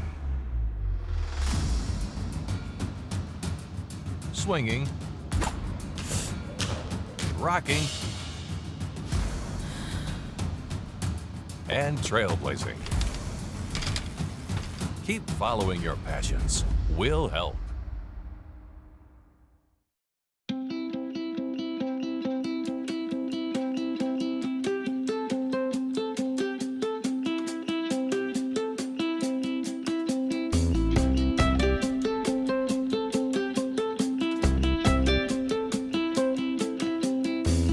They didn't wait for someone else to change the world, and we're not waiting for the world to change education. CCA, pioneers in online education since 2003. Enroll today. And we get ready for the fourth quarter here at Susquehanna Township 40, Bishop McDevitt 36. The opening game for both these teams tonight, and both our players we highlighted before the game. Kenyon Elliott leads his team with 11 points so far. On the other side, yeah, you guessed it, Kevin Coleman with 11 points. He had 7 that quarter for his team to keep them out in front by 4 points, Todd McCall. Exactly, and this is what we thought would happen. It's got to go to the key players. But you know what? Looking for other guys to step up. Right now you see a 1-3-1, and you're attacking an odd defensive front with an odd offensive front. This is where you got to split and run a guy baseline to baseline. And the 2 guards, the Susquehanna's got to split the 1 guard on the top of the key, not to be too technical. They're trying to attack it with the 3-guard front like they attack a 2-3. Well, that benefits McDevitt. The other part of that, too, is you got to attack the baseline and stretch the zone to its full maximum and flatten it out. Take a look. They're not throwing to the baseline, so the zones keep it in check. So right now you're just kind of working the clock a little bit, and they're playing keep away. That's all they're doing. Now there you start to see the guy come across further on the baseline. Once you hit that, then you open up the middle a little bit more, but they have to look to the baseline eventually to flatten that zone out totally. Yeah, they're going to run a lot of clock here. They run a full minute off. And there you got what you wanted. You got it inside by penetrating through that seam, and then the stick back and the foul drawn by Kean Ward staying hot on the glass. Yeah, Ward and Coleman connection, 3 and 4 right now, 6-7, 6-8. Attacking the glass really hard. McDevitt's not quite found a way to stop these guys here in the second half. Brandenburg picks up the foul inside.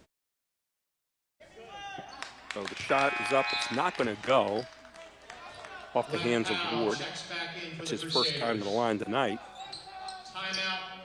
Every time you get a free opportunity at that foul line, you got to make it count.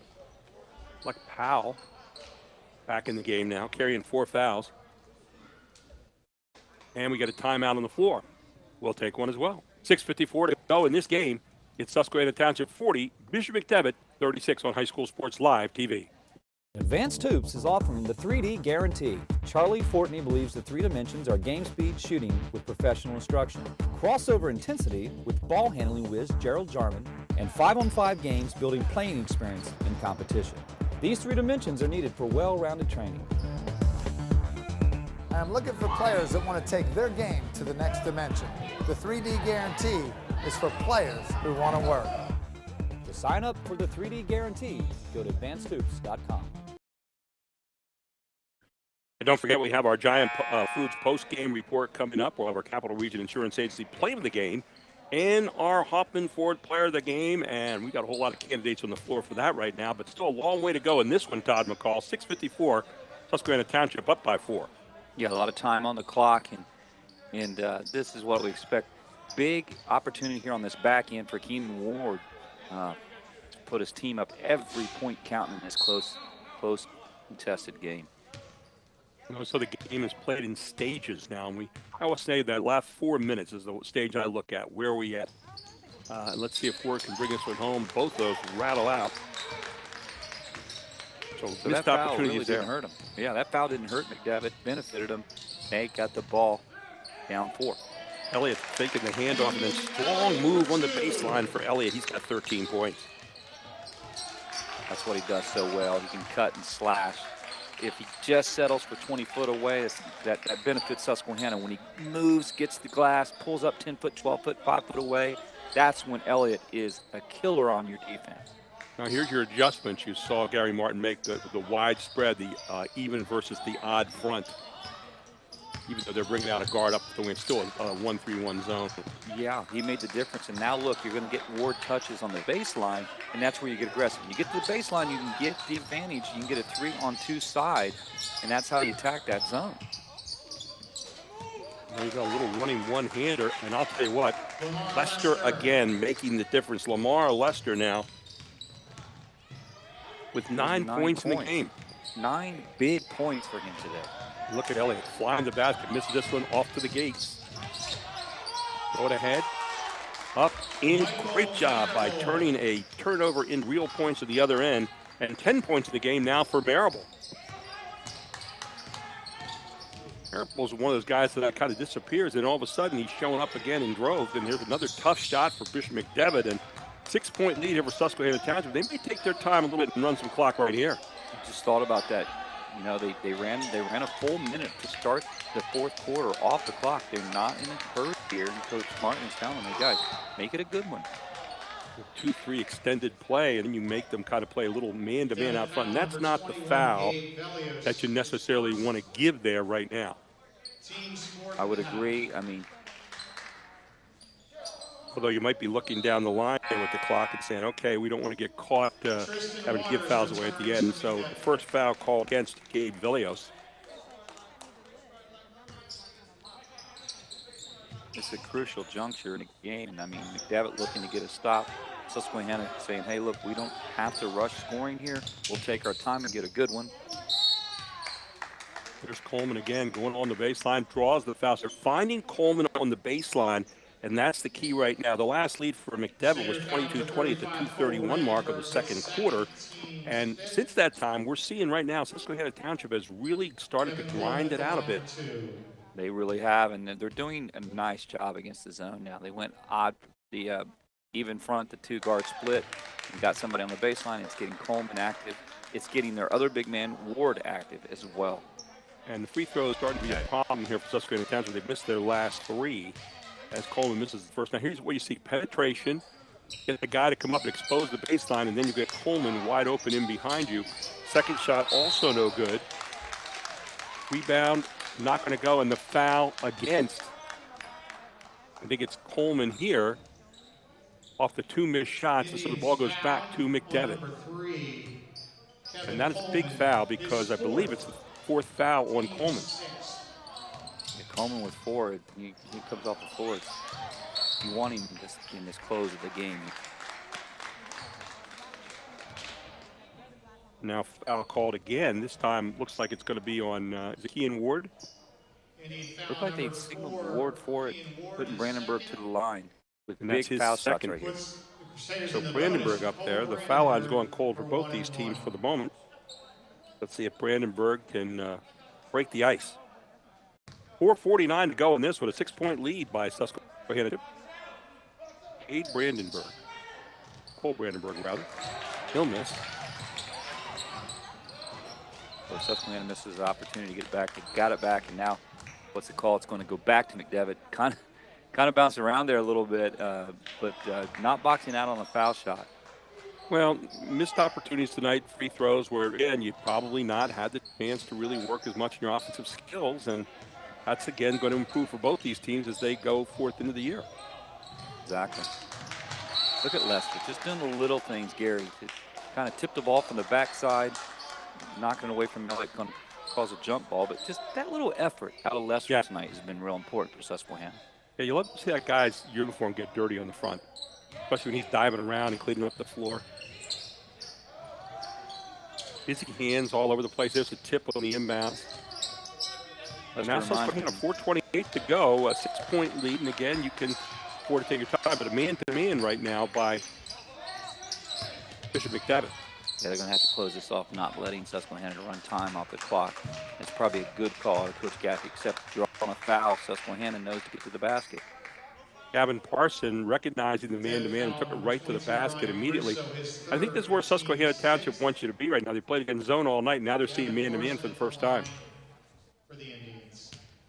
Yeah, and you know what? They're going to get to the glass. They're going to try to draw fouls, and they got to finish from the foul line. And Gavin Parson doing a good job there. Yeah, last 4 have been missed now by Susquehanna Township. Here's Parson, who's not been to the line yet tonight. Lee Parson, he shows you, yeah, I know what to do, Coach. Number 5 is there, Porter Bellamy. It's 9 points in the game now by Parson. I said he hadn't been to the line yet tonight. He actually had been there one time, and so he gets a couple here, puts his team back up by the biggest lead of the night now, 8 points in this one.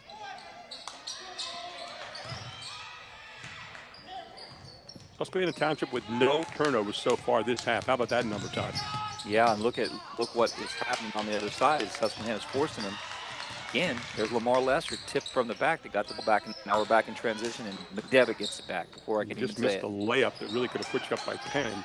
Long 3, not going to go.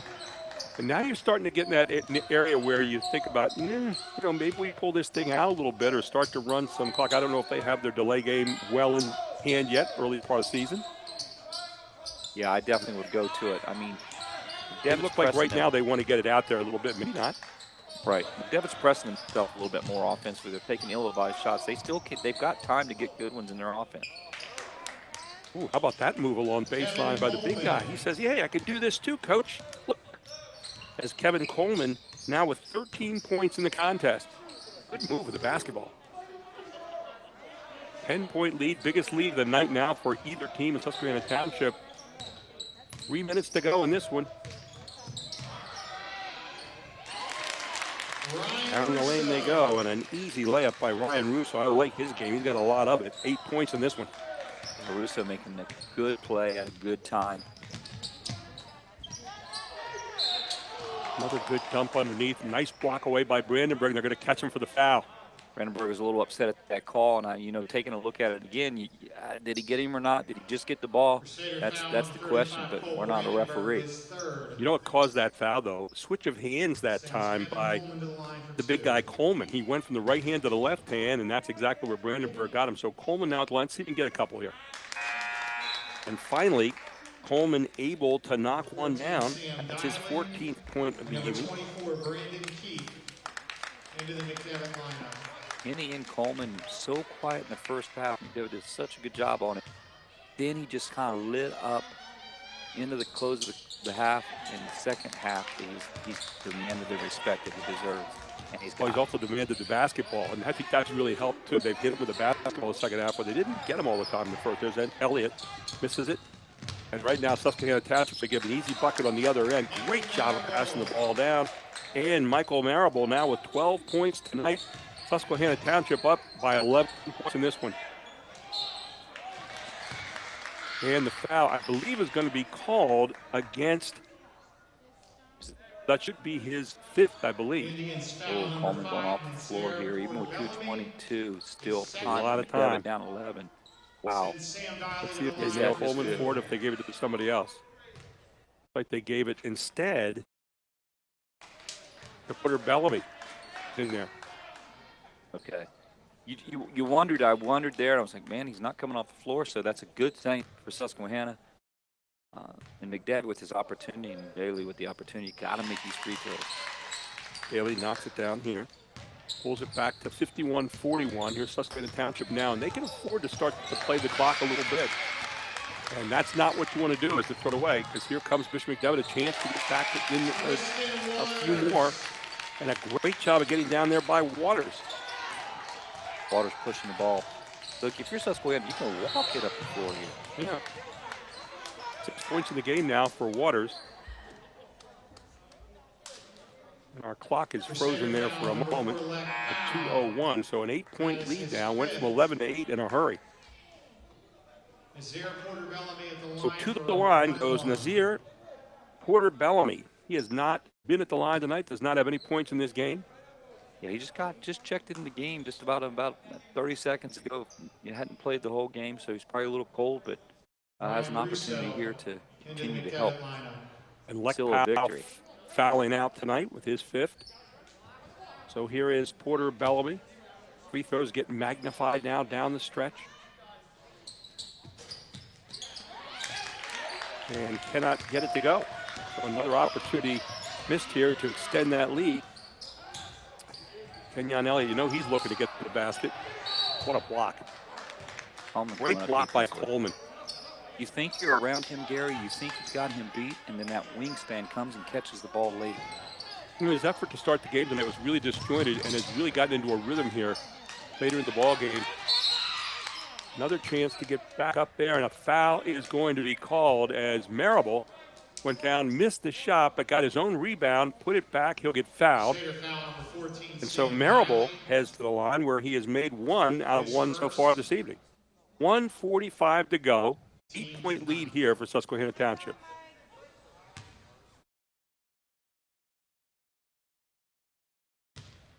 Marable with 12 points tonight, looking for number 13. Yeah, he had a solid performance tonight. He really stepped up when they needed him and kind of being a bit of a floor leader. And Susquehanna has some valuable pieces this year. Township has missed 5 of their last 7 shots from the charity stripe. Let's see if Marble can get this one to go down. We'll put him up by 3 long possessions, and the 3 threes can't do it. So still life for Bishop McDevitt, and plenty of time to go at 1:40, and the Crusaders have it. Yeah, can't count them out yet. Underneath it goes another great block. Wow. I'll tell you what, the defense of Kevin Coleman tonight has been unbelievable here in the second half. Makes it there look goes really Coleman on the floor. And then takes it up with the reverse hand. He already called a timeout before he got in there. It looks like a timeout was called in the back end of the floor. And look at this block. Let's talk about it. Wow. Might be the defensive play of the game right there. Coleman just has really exerted himself in the second half, both offensively and defensively. You can see he's sucking a little bit of air right now on the sideline. We take a break. We'll come right back. This is High School Sports Live. Today's Advanced Hoops tip will feature Duke McCamey, our post-training expert. One of the key moves I teach young players is the drop step. It's important to establish position first with both feet in the neutral position. Allowing players to choose either pivot foot, depending on the defense's position. Once you secure the ball, using a power dribble, drop step toward the basket with 2 hands to seal the defender. This will help a young player finish with great balance. The drop step is just one move a young player will learn in my post class.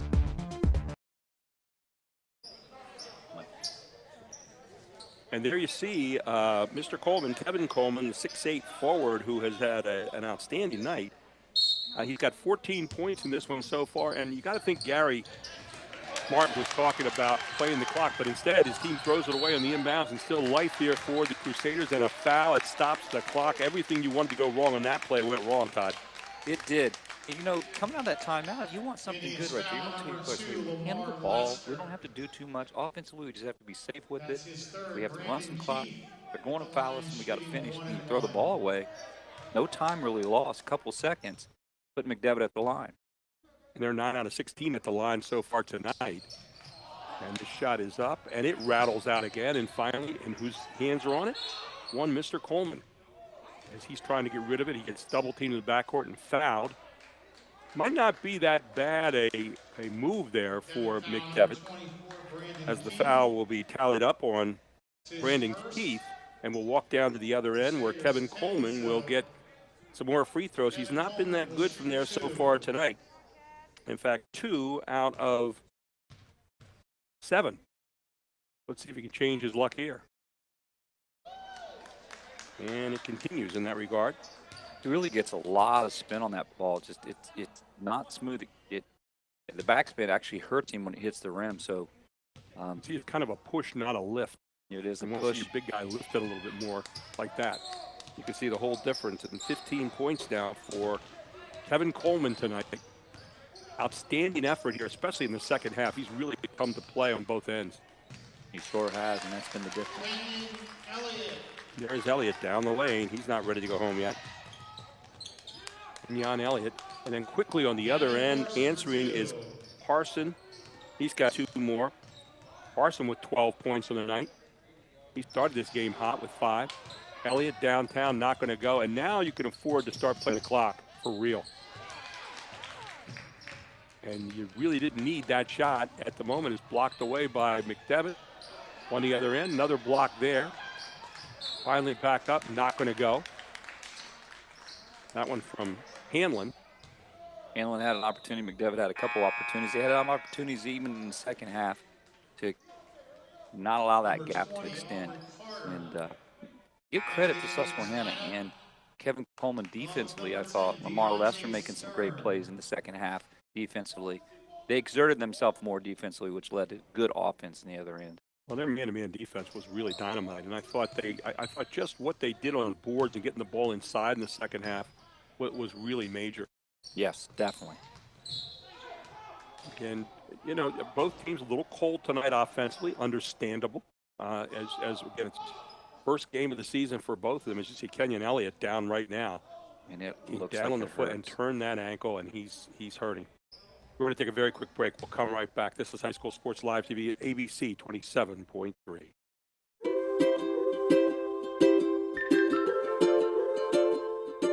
All across Pennsylvania, families are living their lives in their own homes. Not long ago, none of these families believed it possible. And then they discovered there was someone who could help. What was once only a dream is now a reality. Welcome home.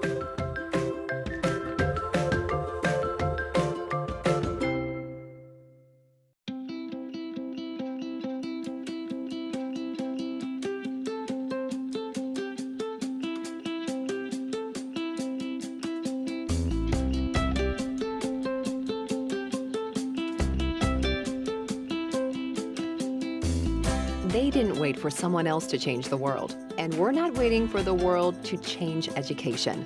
CCA, pioneers in online education since 2003. Enroll today.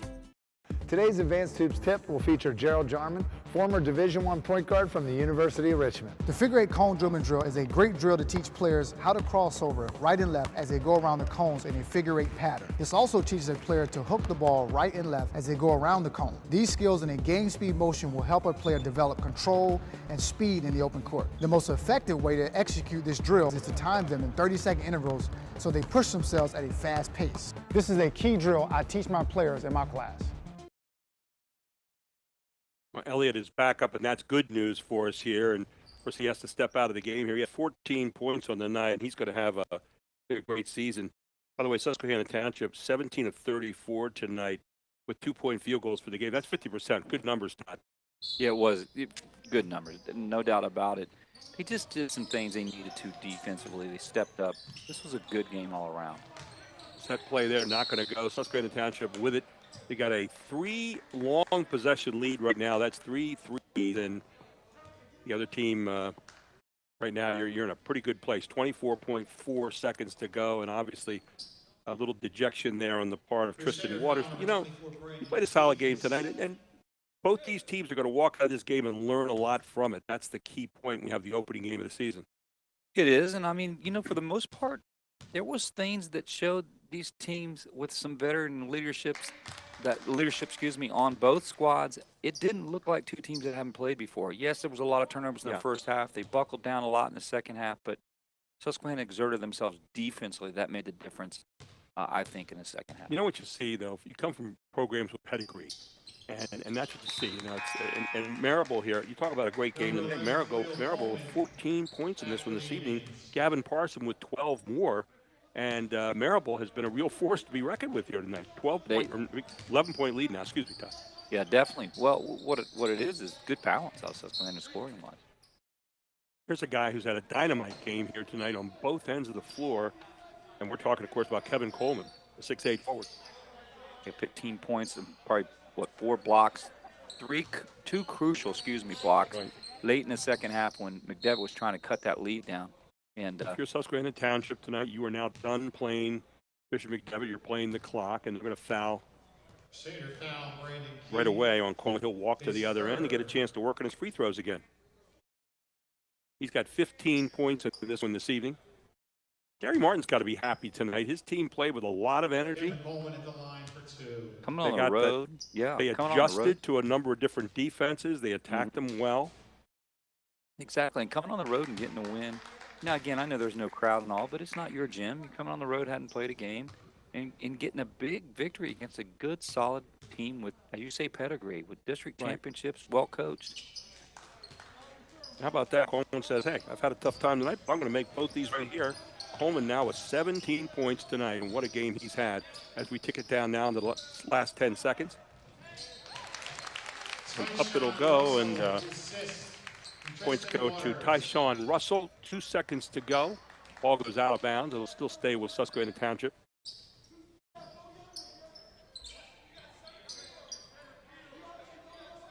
Straight ahead, our Giant Foods post-game report. And inbounds it comes, and that it. And the opening game of the season goes to Susquehanna. They go to 1-0. Bishop McDevitt will go to 0-1. We'll be back right after this with our Giant Foods post-game report with our Capital Region Insurance Agency Play of the Game and our Hoffman Ford Player of the Game, all here on High School Sports Live TV on ABC 27.3. I would say life does get expensive. We manage it well, but, just with activities, it all adds up. But Giant makes our life so much easier. I don't mind paying for quality, but I feel like at Giant, I'm getting quality. And when I look at that bill, I feel like, okay, you know what? I think that's great. Yeah.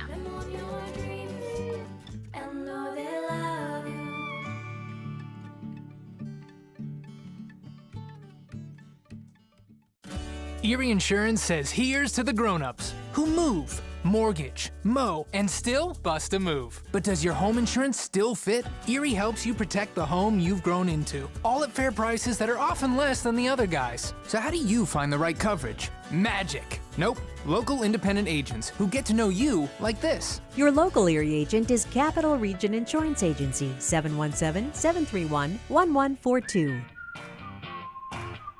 Erie Insurance. Hoffman Ford wants to trade keys with you. That's right. Give us the keys to your current vehicle, and we'll get you into a brand new Ford with great offers, like up to $13,500 off MSRP on a new Ford F-150 XLT 4x4, or 1.9% financing up to 60 months, plus $9,000 off MSRP. And get top dollar for all trades, no matter what it is. Let's trade keys at Hoffman Ford. Hoffman has it. Hoffman Ford, just what you're looking for. Hoffman has it.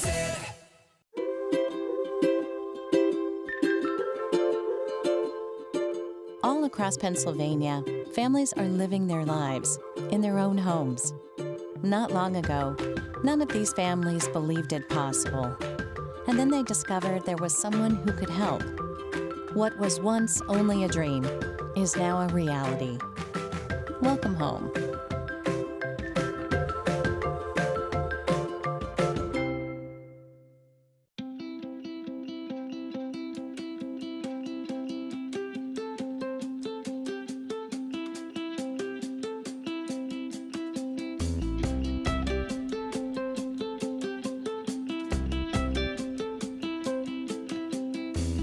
They didn't wait for someone else to change the world, and we're not waiting for the world to change education. CCA, pioneers in online education since 2003. Enroll today. Welcome back to our Giant Foods post-game report. Again, your final score tonight, 58-47. Susquehanna Township wins a big one here on the road against Bishop McDevitt in the resumption of a pretty good rivalry over the years. And when you talk about these two teams tonight, Bishop McDevitt, 4 out of 19 from threes this evening, Todd. So if you're looking at numbers like that, they're probably not going to be the ones you want. Kenyon Elliott led all scores for Bishop McDevitt tonight with 14 points. What do you see from the Crusaders this evening? Well, early on, I thought the defensive mix was great. It really kept Susquehanna off balance, but then Susquehanna settled down and learned how to attack it. And they knew they had to go to number 3, Kevin Coleman, inside. When you say 4 for 19 from three-point lane, settled, I know Coach Gaffey will talk about that. Way too much settlement for 19 foot away, and that's not going to be a key to victory in the future. I think the guy idea, too, you got to get some touches inside to get those threes in a better rhythm as well. And they didn't really do that tonight the way they normally would do. On the other side for Susquehanna Township, they got balance this evening. You look at the numbers, Lamar Lester with 9, Gavin Parson with 12, Michael Marable with 14, and then Kevin Coleman with 17 points. That's the kind of balance you dream about if you're a coach, right?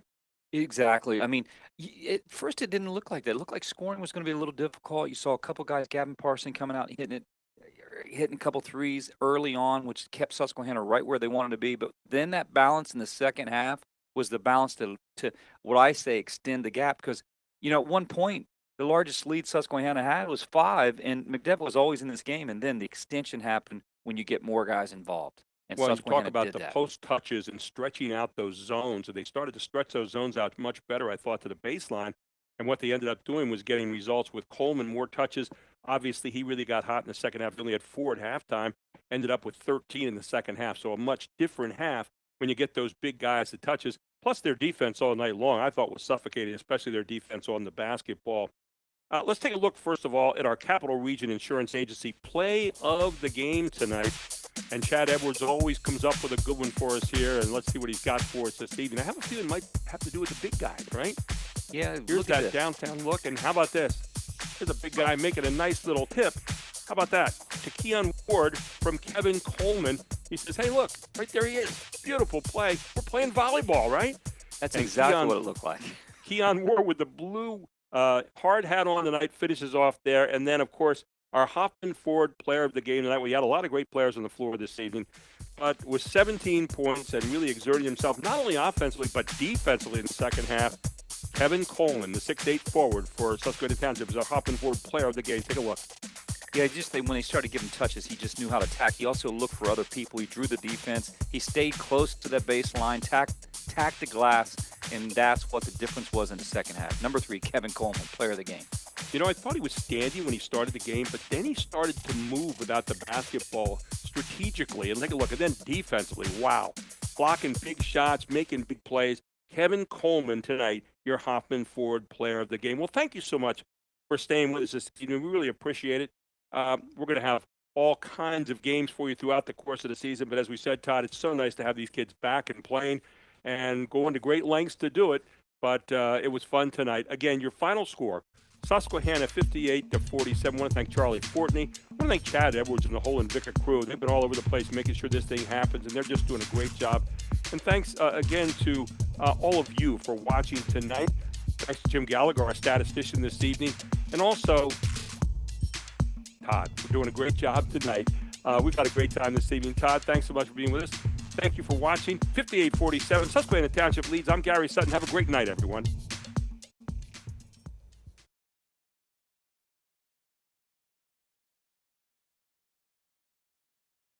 I'm excited. These are my favorite interviews here at OSS Health with the doctors. And today is Dr. Scott King.